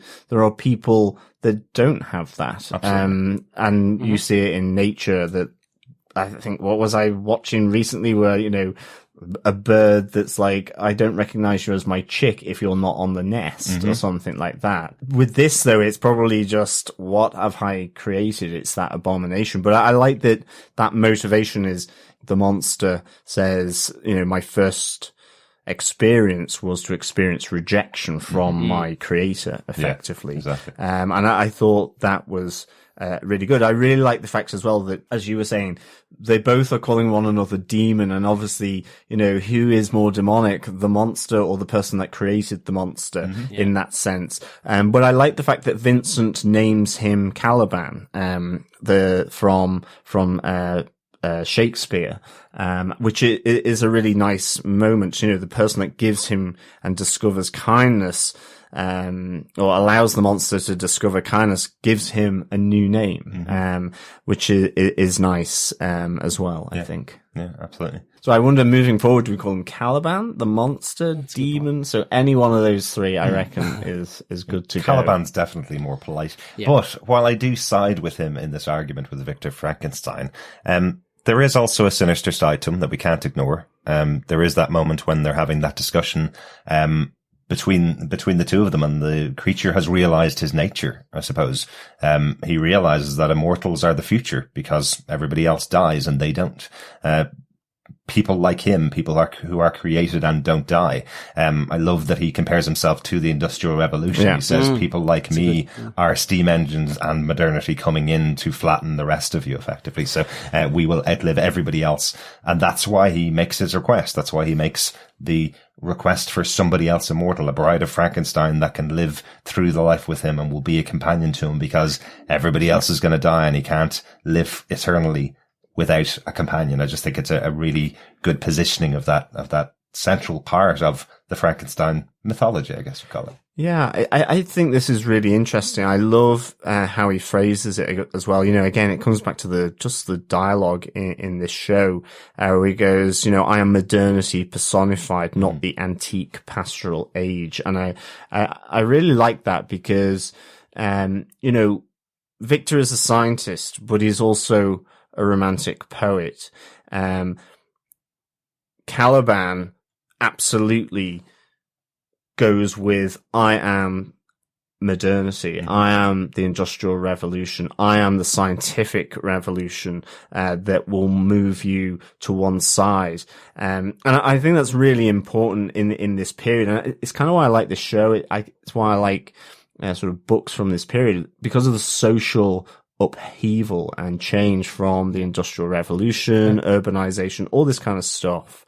But also within science, you had that moment where the arts and sciences were connected. It was Vickers studying the universe through their telescopes, or it was doing anatomy. And that's gradually split, where you have these two distinct groups. There's a book called Two Cultures about this, which is fascinating. And it's Caliban has made his choice. I am modernity. I am science. I am industrial.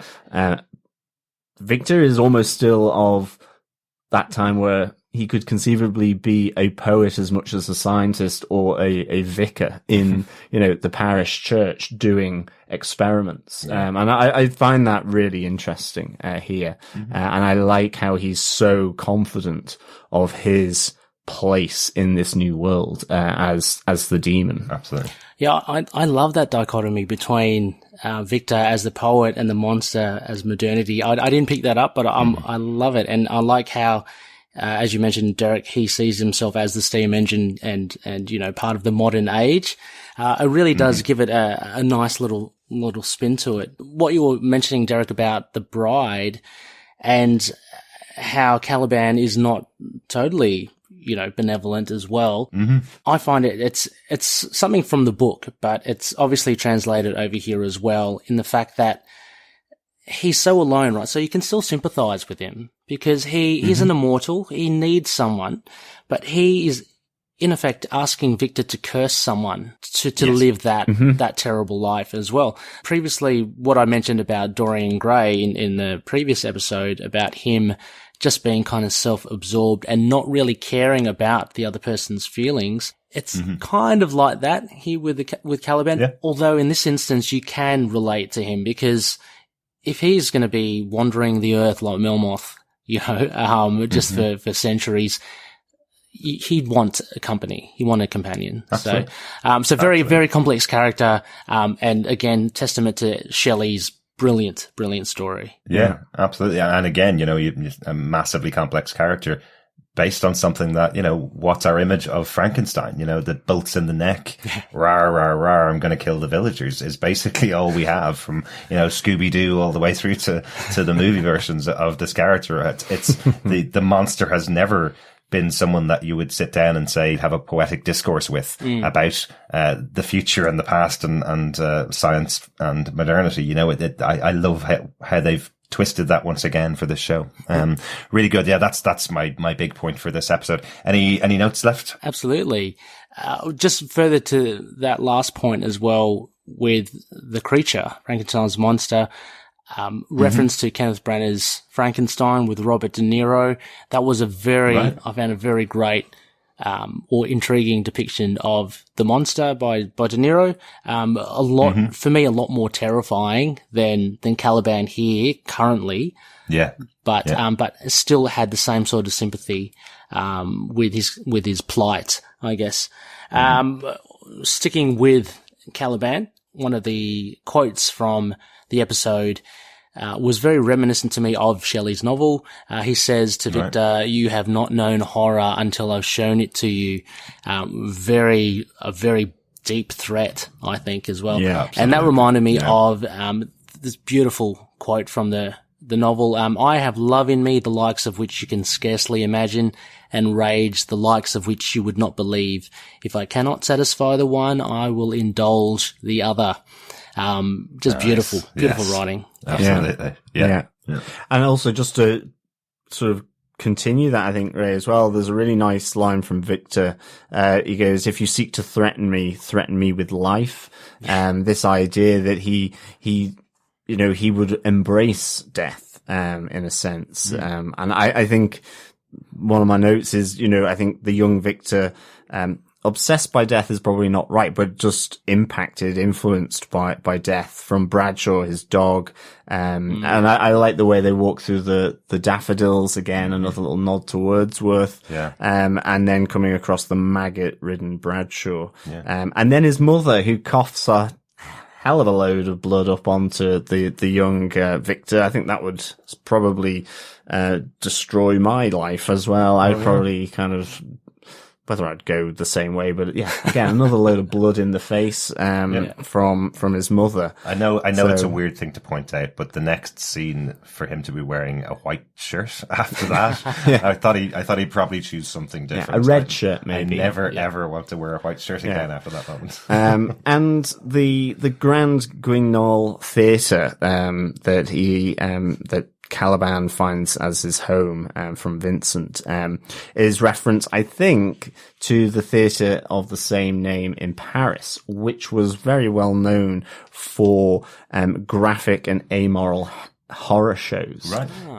It was something that Vincent Brand says. He goes, "Oh, it's all Ibsen now, like the Cherry Orchard and so on." Whereas he then starts talking about Shakespeare, which, has got Titus Andronicus, which I think when my mum went to see it at the Globe in London, it used the most amount of blood ever on a theatre production, because it's so violent. I like the fact that he's saying all this kind of new fluffy stuff where you've got the raw Shakespearean sort of horror, sex, fear, death, all this, and he brings this together in this, what maybe the rest of society thinks as this amoral horror show at the Grand Guignol Theatre. And that kind of, I think, explains why in episode 4 you have Vanessa, Dorian, and Ethan in there. It's not the polite theatre company that you think. This is something much more raucous, much more kind of visceral, for everybody. I think. Yeah, exactly. It's the equivalent of the midnight showing at the cinema to the crappy film. Like, I don't know, Children of the Corn 4. The Urban Harvest. It is one of my favorites because it's so awful. Excellent. Any other notes on the episode, guys? Just one final thing from me as well is that, we do learn here that the creature we see, because Malcolm Murray says, wants you, not Mina, to Vanessa. So again, it's this idea that maybe, that Mina is this false trail. Right. That duplicitousness of Malcolm, that he's kind of thinking it's not about his daughter, it could be about Vanessa. And I think we get a bit more of that from the next episode that we'll be looking at. Yeah, we do. Yeah. Excellent. That's it for our discussion on episode 3 of Penny Dreadful. Again, if you want to send in your thoughts to us about any of the episodes that we're talking about on Penny Dreadful, you can email us to feedback@tvpodcastindustries. We'd love to hear your thoughts for the next section or any of the episodes of Penny Dreadful. Another quick break and we'll be back with our final part of this section of Penny Dreadful, episode 4, Demi-Monde.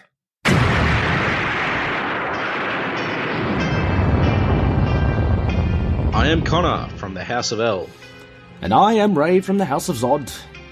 We are two of the many, many survivors of Krypton's destruction, and we have made our home in Australia, and dare I say, have become Australians, for better or worse. But we have also decided to read Superman comics, read Superman books, watch Superman shows, cartoons, movies, basically everything Superman, and from an Australian perspective as well. Whether you're a seasoned fan, like me, or whether you are coming in fresh, wide-eyed and wanting to learn more like me, then this podcast is for you. Join us for our bi-weekly adventures available on all good podcast catchers. So just search for Last Sons of Krypton, a Superman podcast. We'll be coming to you from Australia or some cosmic dimension, wherever we are that week. Up, and away.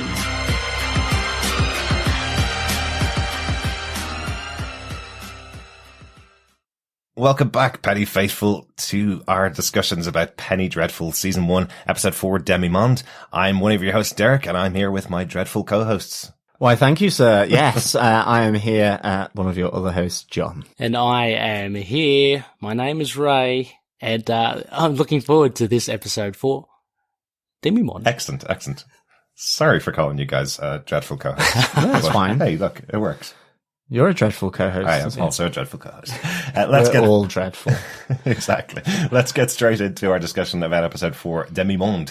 Once again, directed by Dreadful Rewatch and written by showrunner John Logan. Once again, I like how they're keeping the group together on this show. You know, it seems like a show that is born out of one person's vision, I suppose. So nice to have the same kind of people involved in each of the episodes.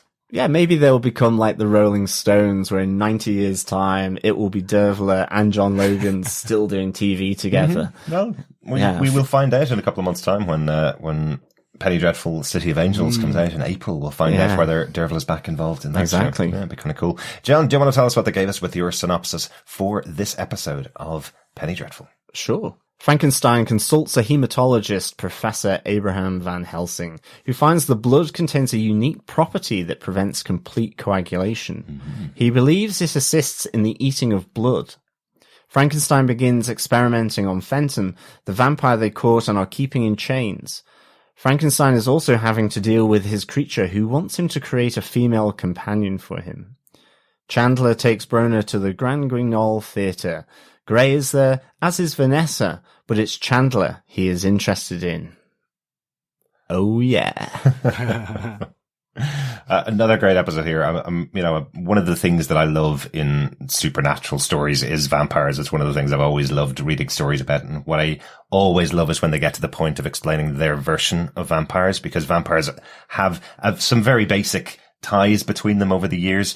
Some very basic ideas. They eat blood, basically, is the idea that keeps them alive. Some people have explained why it keeps them alive. I'm a massive fan of Anne Rice's vampire novels, so her exploration through history with vampires is always really good. I'm also a massive fan of Buffy the Vampire Slayer, so I love their version of vampires as well. And what I love in this show is I love that they've come up with a scientific method to explain why vampires are being kept alive, eating blood. I think that's a really interesting concept that's come into this episode.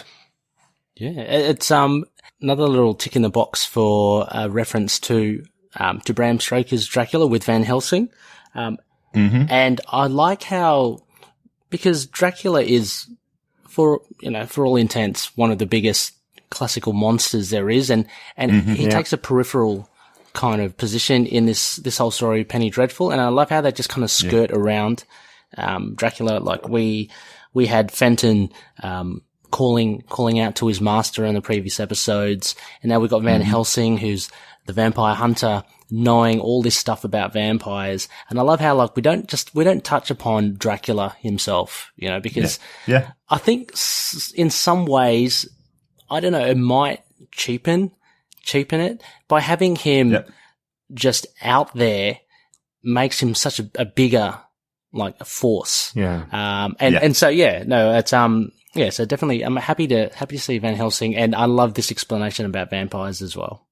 Yeah, I do like that moment with Van Helsing where again you don't get much of the explanation of who he is. You know who he is just peripherally because you know about the stories of Dracula. And I love that moment where you have Victor Frankenstein going, you must have a lot of knowledge about blood, being a hematologist. And he just goes, intimately. And that's the only little allusion that you get to who this person is and how involved he has been in this exploration over the years. So quite cool.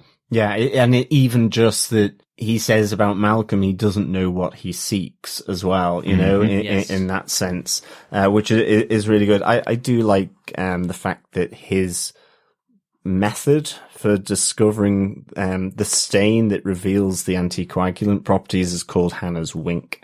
I thought that was quite cute of him, for sure. It's his wife, Hannah. Yes. Although I don't really know too much about Van Helsing, other than he is a vampire hunter, and that Wolverine did play him in a movie, as well, which again I quite liked, even though I don't think it was that great. But anyway, enough of my cinematic tastes, which are pretty poor. You've seen great movies and you loved great movies, but you've also seen terrible movies and loved terrible movies. So it's not. Exactly. Just don't focus on all the terrible movies because it will make it sound bad. Let's get into our big moments from episode 4. Once again, John, do you want to kick us off with the biggest moment from the episode? Well, yes, exactly. The pleasures of the flesh, Dorian Gray's orgy, and more, of course, because I do like the fact that we get to glimpse behind the portrait into his hidden kind of little area as well, with the hidden painting, which we all kind of know, but we don't see what's on it. We don't get to glimpse into the hideousness potentially that could be his aging portrait. But we certainly see that he's sat there looking at maybe a truer reflection of himself. After his huge orgy. And I think it comes very much, it helps with the character here. You know, he meets Vanessa at the botanical gardens and talks about the deceptiveness of plants, this idea of beauty to entrap you, and the deadliness, even though I've written in my notes deadlines for some reason. I don't know. And the deadliness of these beautiful plants with their flowers. You know, he talks about the permanence of art, the music being ephemeral. And, you know, it's one of those things I think where, you know, even though he is bored with things, as we've been talking about before, and he must move on to the next new thing, within himself, he's trying to keep within a certain moment of himself, by, you know, keeping his physical appearance youthful. He doesn't want to move on from that. Yet with everything else, he wants the next best thing. And I really like that kind of dichotomy at the heart of Dorian Gray. This need for the new, the excessive, the more, and yet within himself, he's wanting to freeze time, to keep that beautiful appearance. But he also realizes that's the key to, I suppose, the locks that are put in place for him. This is the thing he must keep going, is this ability he has to enter any room and get whatever he wants. You know, that's this kind of realization. John mentioned back when we discussed episode 3 that I called him a hipster. This is the episode where I called him a hipster, because he has that moment where he goes, oh, all that music. I know every groove of every single cylinder. Oh, can nobody make anything new anymore? It just sounds like every hipster I've ever met. So. But he does have that moment, except for one, and I suppose this leads to my ultimate point, and that is sort of him and Ethan Chandler running. Well, I don't think they do run. They walk fast through, you know, in his hall that is adorned with all the pictures. You know, I'm not going to lie. This is just a personal moment of sheer joy from this episode, where, you know, with the Liebestod or Love Death of Tristan and Isolde playing from Wagner, after the theatre and the less than happy ending with Brona, the blood sports, the fight, being dumped high as a kite, probably on absinthe and Dorian Gray's excessive amount of cologne that he has, that effectively they have a good old fashioned makeout with all this going on. So I really like that. And of course, with it is ultimately that Wagner's Love Death just playing in the background is awesome, because it is that piece of music that at the time, the you know, Wagner introduced the themes, in a sense. It is the idea that you hear the waves crashing on the beach here, in terms of the drum rolls and the violins. And he very much sort of brought a very thematic approach, I think, to music in this time, compared to Baroque and all this from previous. So it's this modern thing, it's this new thing that, again, Dorian's connecting on. I like when all these different memories play through Ethan's head as well, because there is one with the actress from the Grand Guignol Theatre, where she's just been attacked by the beast, and there's blood spurting out, but she's reclining it. She looks like that grand operatic singer, sort of doing the high pitch, the long note, but she's got blood just pumping out of her, as Caliban below is kind of utilizing the pump to this visual effect in the theater. And I loved that. I just thought it was, really, it was just such purely a emotional scene, I thought. And I love everything just worked in harmony for me in terms of the flashbacks, the music, and obviously Dorian Gray and Ethan Chandler getting it on. I've got to jump in there, John, with, and it makes me smile with how you're describing, it making you feel like seeing the images and the music as well, because I see a direct correlation between the images and the actual musicality of Wagner and Liebstod. So, just a really quick crash course, class 101 of Wagner, Liebstod as well. The way he wrote it, he was heavily into chromaticism, which had no, no home key, no major and minor for those that do know music. And Liebstod was famous for being like very erotic music, because what he would do would be that he would leave chords unresolved. So you get this moment of tension, and he creates tension by doing that. And so he'd never come down to any particular home key. He'd just leave it hanging up there. And what we see with the images of Ethan Chandler, with him, just reflecting on all these things that have happened, it's almost like a build-up for him as well. And it just culminates at the end, and there's this moment in the music where everything kind of explodes, kind of figuratively. And to him, he gets this realization as well. And that's when he kind of goes up to Dorian Gray, grabs him round the neck, and then he just, they just make out. And I think I loved that scene because it was so, I thought, well thought out with the music. It was so appropriate. Absolutely. Yeah, it was really good. Absolutely. And I think they use even the simple fact of it being love and death, the fact that these aren't just sensual images that are going on and being cultivated by the music in Ethan's mind. It is the violence that's gone on. We get another glimpse of some of the murders that have taken place that are flashing in Ethan's mind, something that hasn't actually been connected in the show so far, but Ethan is having flashes of the murders that have happened in previous episodes. He's seeing the blood, he's seeing the death, he's also seeing the love of Brona, he's also seeing some situations that may have pointed towards love. So I really do like how that's all put together as the two of them couple. It's fascinating, really well put together.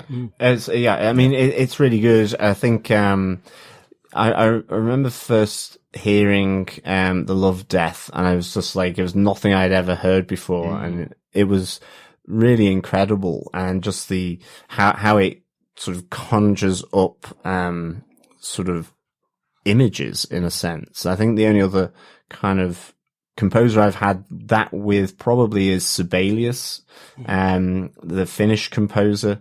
He has a violin concerto, and it just, you get the sense of the forests of Finland from it. It's really incredible. And I think here, this sort of, tragic, hopeless love, that is kind of brought out in the love death of Tristan and Isolde, Romeo and Juliet, whatever it might be. And in a sense, Ethan has just had that with Brona. So it connects back to that.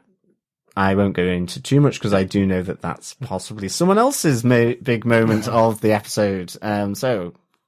It's really good. But I love, the way the music's done. And I think you even just feel that with the composer for the series as well. Yes. How he because Dorian Gray's kind of theme is really nice in this, as is Victor's, as is the overall theme. It's really nicely done. Absolutely. He knows his music. And also as well, Tristan and Isolde, I think, was written around the 1860s as well, so that puts it right close, quite recent. So when Dorian thinks about it, and it's in his collection of cylinders, it's relatively new music then. Yeah. So, yeah. Yeah, absolutely. Especially, I suppose, created in cylinders for bringing home to your own house rather than having to go out to theatre to see it. He can take it home and play it at home. So, that would have been definitely relatively new. What's the term for people that sort of adopt the new technology? Because he's with the photographs and the gramophone. He's an early adopter. There you go. Yeah. Shall we say? He'd be an Apple fan nowadays. Yeah, exactly. Yeah. I am starting to feel a little bit like Brona in this conversation. You guys with your pretty words about classical music that I know nothing about. Let's move on to the second big point for the episode, Ray. Yeah, for me, the big moment for this episode was all the characters going to the theatre and watching, kind of through the eyes of Brona and Ethan. I mean, I just loved how she was so excited about it, but at the same moment, it just filled me with dread, because when someone's that happy and everything's so good, something's got to happen. Absolutely. And we do see it happen later on. But, I thought this was very cool because you get to see Caliban working earnestly behind the scenes, he's just doing his job. And then slowly Dorian Gray's up there. You got Vanessa, Ethan and Brona are there, of course. And Semembe is there, apparently. They make mention of that as well. So, so you have nearly the whole cast there. And I found that just as a pinch point for the series and the ensemble to come together in one scene, was quite memorable. But also as well, again, another little hint there with the performance on stage with a full moon and the werewolf. Things are coming. So, very interesting. You're expecting a little nudge from Ethan going, do you like the story? Is this a story that you really enjoy, Brona? Yeah, exactly. Really good. Yeah, I love the excitement of Billie Piper when she's watching this play. It's fascinating because, she is a hard person. It's something that we've said earlier on in the earlier episodes. She's a hard character. She doesn't let much penetrate her skin, or at least tries not to show it. Whereas here it's moments of pure joy where she's not realizing, the kind of effects that they're putting on stage in front of her, the things that she can't possibly fathom how they were created, because it's the first time she's ever seen it being done. To be absolutely honest, we're over 140 years since this would have taken place. And if I went to a theatre and saw this amount of work being put into the production, I'd be pretty satisfied with that night out, right? For 20 or 30 quid. That seems like a really good night out. Yeah. Healthy snacks, a nice orange. Yeah, absolutely. Absolutely. And just the amount of blood that's being used, by Caliban when he's below stage, just consistently pumping that blood over the body of the murdered girl, for what seems like about 10 minutes after the play is finished. Yeah, I love seeing Caliban working all the different things, from the blood pump to the false doors on the stage. There was that moment where it was, rubbing your stomach, patting your head kind of thing, where he's working going in opposite directions. I think I'd have a bit too much pressure on that. I would probably keep the werewolf down and the guy, or I'd be all over the place. But I really liked, seeing all the stagehand work behind. I thought it was really, really cool. Yeah. Isn't there even that moment from when Vincent arrives back down, after doing his moment on stage, and he's like, oh, this play is so bad on my knees. As he's running up and down off stage. I loved it because you did see joy in Caliban as well. Well, I remember while he's pumping the blood, he's just having the time of his life. And, so you do see another side of him. And Vincent's having a drink as well, isn't he? I think so. They're kind of laughing away. That's really good. There's one little blink and you'll miss it moment with the actor who plays the werewolf. I don't know whether you guys saw it, as he sees Caliban working his magic backstage. Before he puts on his mask, revealing he's the monster going on stage, there's a look that he gives to Caliban as if you don't belong here. It's a really interesting, tiny little moment from an extra that really plays into this character of Caliban, where he knows not everybody is as welcoming to him as Vincent is about the theatre. There are some people that don't like having someone like him around. So I did like that little tiny touch that was in there. Yeah, just a little reminder that, his world isn't perfect, and he's still got this massive kind of, weight on his shoulders. And another great skill from the showrunners, you mentioned, Ray, about having this amount of the cast in one location. But I kind of like that not all of them interact with each other and not all of them need to. Yeah. And if they do, it's only a very small conversation. It's not something massively important to the storyline that every one of these characters have to be in this location. It's not like a big ticking clock, a big bomb going off or something like that. You know, Semembe seems to be there just specifically because Vanessa is there and he needs to protect her. He has that feeling that he needs to make sure that she's safe. But he doesn't get any moment where he says that or doesn't get any moment where anybody's told that. He's just simply seen on screen for a quick moment as the camera passes by where he's standing, but he's constantly watching over her rather than the play. So some just really interesting moments. And I mentioned it already, my favorite moment with Brona, because there are moments in all of our lives when we're surrounded by people who either know each other or have a certain way of talking, and Brona just looks at them all and goes, "Oh, you all with your fancy words, I'm out of here." Because she kind of realizes that no matter how much Ethan loves and respects her, no matter how much he wants to be with her, she will never fit into their world, or at least her perceived version of their world. She'll never have a place there.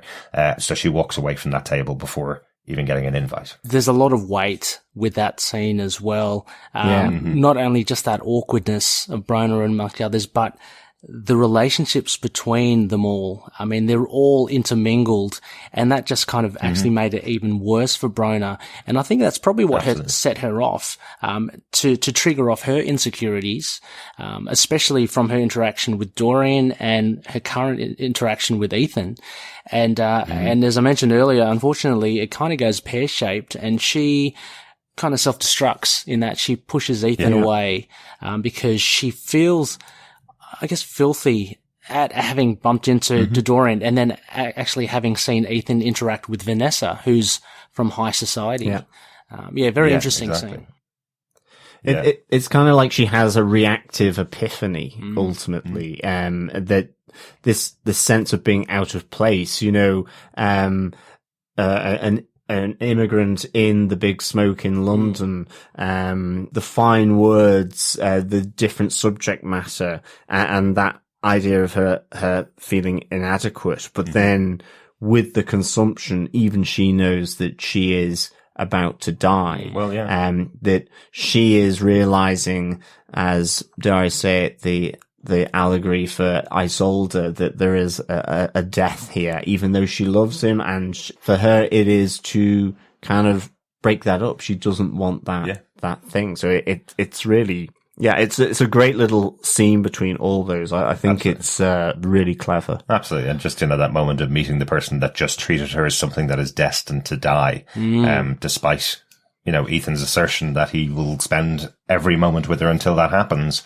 She has just met that character that has treated her as the only thing important about you, or the only thing interesting about you is that you're almost dead. Yeah. It's a really great moment, but a really hard moment with Brona. So maybe next episode she'll have a nice moment that isn't punctuated by death and horror. Yeah. Probably not, though, unfortunately. My big moment about the episode, I really just wanted to talk about some big story beat that happens connected with Fenton. We talked a lot about Fenton last episode, so I'm not going to go into him too much.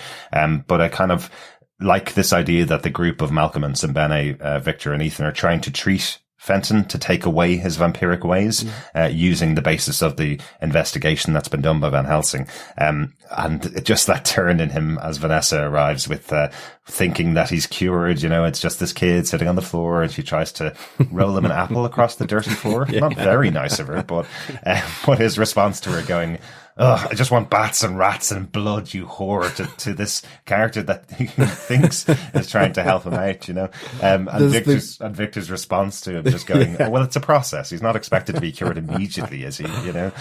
Really interesting that they do this, because this is the central part that we learn as the episode goes on. Sir Malcolm does now believe potentially that Mina has been taken and has been turned into a vampire like Fenton. It doesn't allow him to show much restraint in his treatment of Fenton, but he is definitely going to use Fenton to experiment on to see, potentially, if he gets Mina back, he may have to cure her. So why not use this street urchin that he has no caring about to try and test these methods before he gets Mina back? Definitely. I mean, I love Malcolm's kind of, when he says his chatter is becoming wearisome, and just his face, because he's obsessed about Vanessa. Where's Vanessa? He does have a good line directed at Malcolm as well. Whether I can say it on the podcast, but he goes, "F you all, especially you," and he says "toff wanker" to Malcolm Murray, and I do like that expression indeed. Instead of a posh wanker, I suppose, but it's really nicely done. But of course, he does do his master's bidding as well, which is a nice point. Exactly. Before you take it. With Fenton as well, one of the other things I like in this episode is you kind of got that thinking, I suppose, that maybe they were trying to set it up that he may have been going mad and seeing his master in front of him. But I kind of like the reveal that he was actually seeing his master. His master has infiltrated Sir Malcolm's home easily, It's not this old thing of having to be invited in through the door to break in through your enemy's house, which always seemed like a bit of a story protection for the characters. It never felt like a real thing that you could say a monster can't be invited inside your home and then you're protected. Yeah. Sorry, love, you've got windows. You might leave one open. So I do love this moment as Fenton sees his master in front of him and then bites through his own wrists to get out of his binds so he can follow his master to Vanessa's room, where they think Vanessa might be because she hasn't come on to visit Fenton. So these moments of the reveal that the master is inside the home, and I think you mentioned it actually last episode, John, this is the real reveal that the master is after Vanessa, not after Mina. He already has Mina, and Mina is now just the conduit and the way to get to Vanessa. Yeah. It's quite a big moment, really, that not only is it revealed to us, the audience, but it's also revealed to us that Malcolm knew that. Malcolm knew that potentially Mina was just being used to get Vanessa out of hiding. And actually, Malcolm's probably likely to hand over Vanessa in exchange for Mina.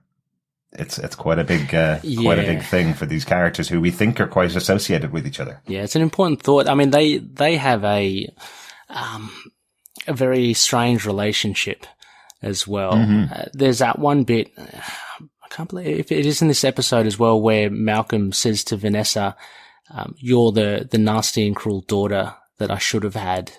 That I deserved. Exactly. And it was, and so they both kind of go at each other with, Mina is the central point for them as well, but knowing now that Sir Malcolm kind of knows the end game for Vanessa makes him out to be a little bit more sinister than we originally think, he's not perfect, but this is just even worse, so. Exactly. Yeah. Exactly. Yeah. And we also find out a bit more about his view of Ethan Chandler as well. There is that nice moment, where Malcolm is also suggesting that Victor is kind of the son that he would want, this idea that he would peel away the skin to look inside, as we saw from episode 1 when he gives him the vampire cadaver.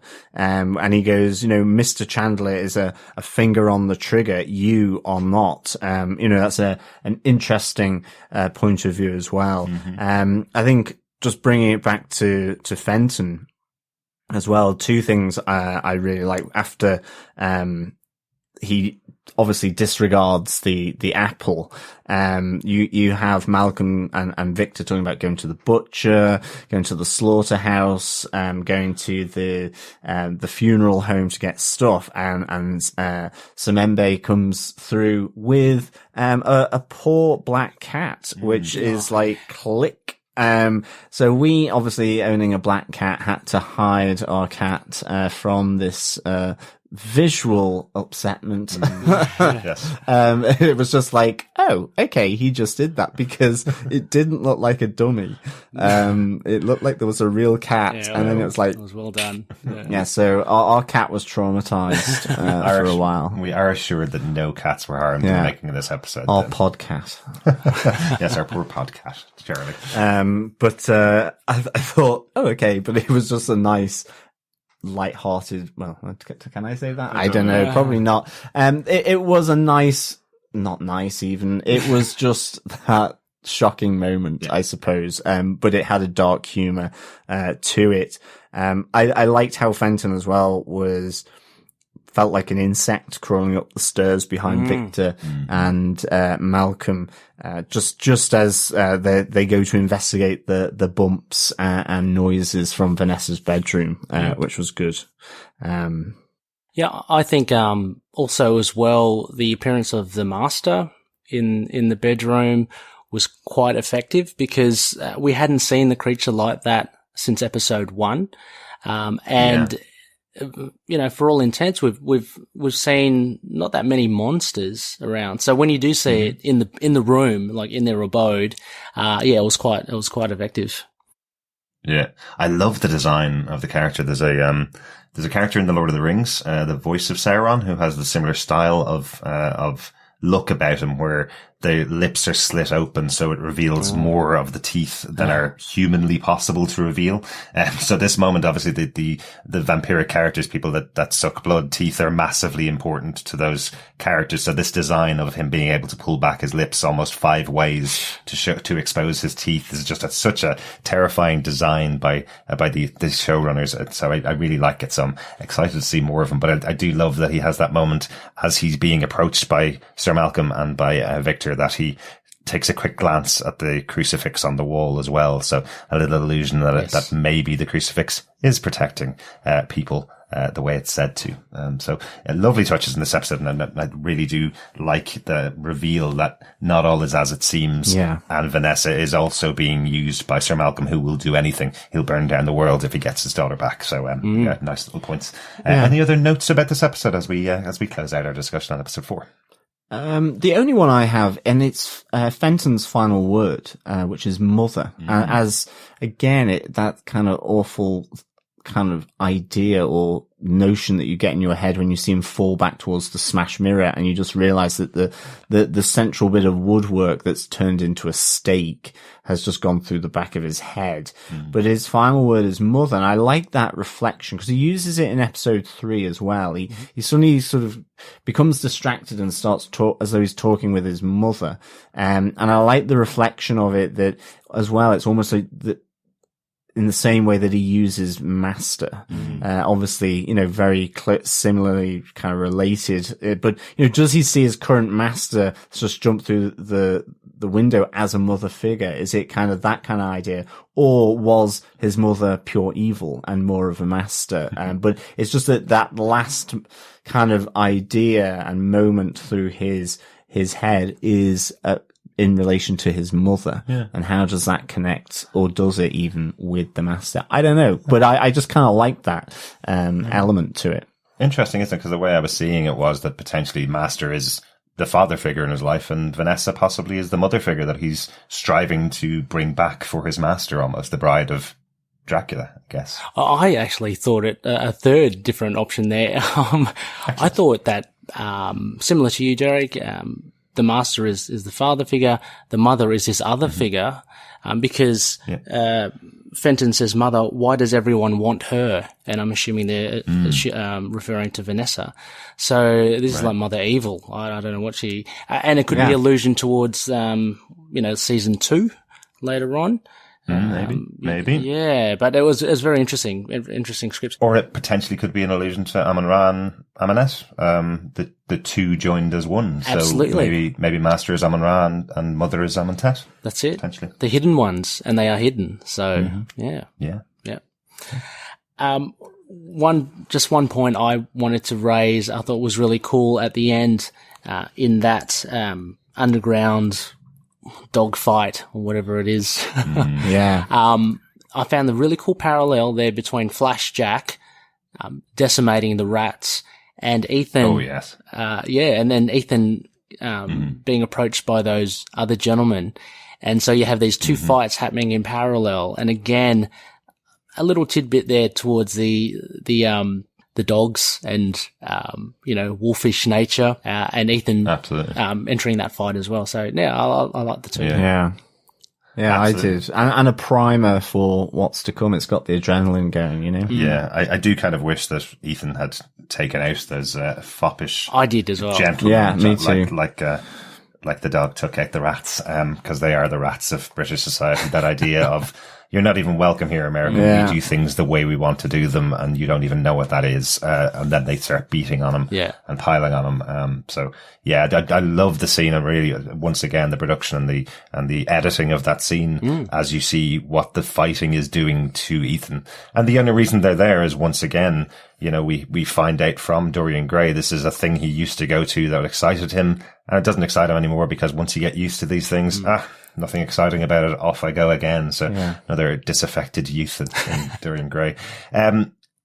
Quickly, just one quick note, because I didn't mention it last episode when we had the non-reveal of the painting of Dorian Gray. I'm a little disappointed that we don't see what Dorian Gray looks like at potentially 100 or 500 years old, whatever he is, because I think I want to see how disgusting looking and how the actual version of Dorian Gray will be on the painting, because he seems like he's gone through everything. He seems like he's already experienced everything in life, every debauched thing you can possibly imagine. So what would that painting actually look like if we saw the toll it was taking on his real body? I'm just really intrigued. So maybe it's enough to have it just being shown in the background, and the fact that Dorian's quite fascinated by it.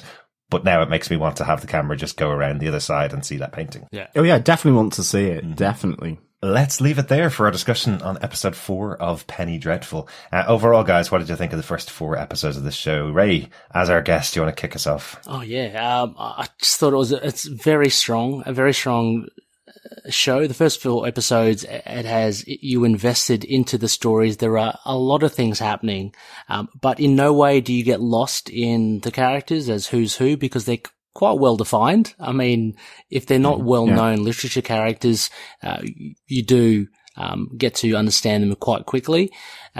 Just again, the script writing, very, very poetic in nature. The set designs, everything is done just so well.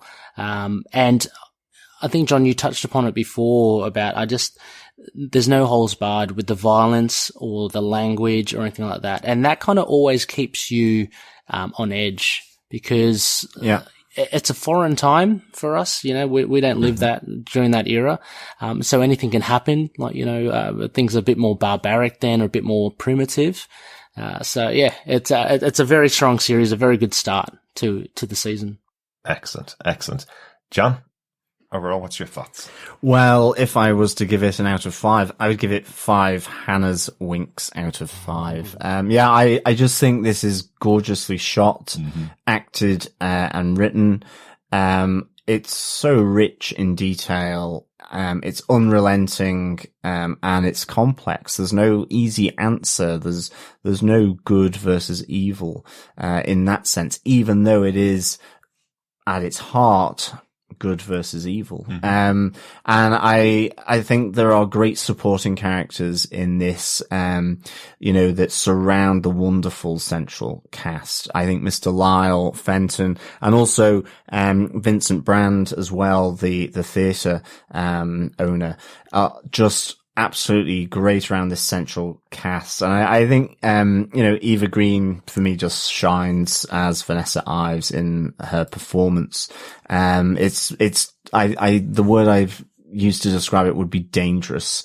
To be honest, she's just this danger. She's this unknown sort of something going on in amongst this group. And I like the unlikely allies, in a sense. Whether they're allies or not is another matter, but coming together, having their own affliction or curse, and how it treads this path between modernity and antiquity. You know, this age of the Industrial Revolution, but we're looking back to Amun-Ra, Amunet, and to, these previous times with religion and superstition at the heart of it, yet we have this modernity of science, contrasting with that, this kind of idea of more certainty in the belief of humans to control their own destiny rather than ancient deities. I think is really interesting. So that that line of science and superstition walking hand in hand, as Victor says, I think, is a really great point. And I love the fact of the reality, you know, of these different shadow worlds, of the illegal dogfight, the opium den, the séance, and the lithographs, and how that is in itself, the underbelly of Victorian society. And then you have this deeper, darker, more vampiric kind of shadow world as well. So yeah, really, really good. Yeah, can't wait to do part 2, to be honest. Excellent. So go on, Derek. What are your thoughts on the first 4 episodes? I really, really enjoyed this show. It's just a beautifully crafted series. One of the things that I find so interesting about Penny Dreadful is it's a love letter, as I mentioned a couple of times, to something that is not really done anymore. So they are asking a massive amount of their audience here. They're asking for their audience to be in love with something that was massively niche over the previous 100 years, from when they stopped being produced, from when they were replaced by horror movies and comic books. You know, they're asking for their audience to be in love and know the characters that they may not know, you know. One of the things I find very interesting is a lot of the characters that are introduced, from Victor Frankenstein to Van Helsing and Dorian Gray, even Mina Murray or Murray Harker, as we've spoken about a little bit in our previous podcasts. All of those characters are introduced as if you're supposed to know who they are. And then even if you do know who they are, the rug gets pulled out from under you because they're not who they were in the past. They're not the people that you may know from their original creation. So that's asking a massive amount of an audience. And it feels like this show is so confident in that conviction and so confident in putting this on screen for their audience and making them work out. It's kind of almost what benefits it as a show that was on every week, because you'd watch an episode and go, well, I wonder who that character is. And then you'd look it up and you'd find out details behind it. And it leaves you to do that research. It leaves you to do it.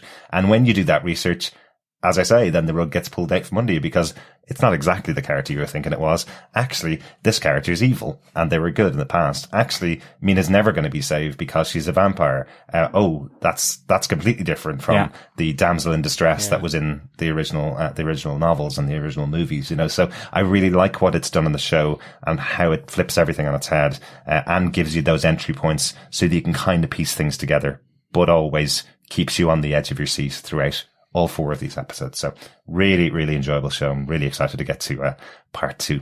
But that's enough for us for part 1 of our discussion about Penny Dreadful. Thanks so much to Ray for joining us for this episode. Glad to have you on board, mate. No worries. I thoroughly enjoyed it.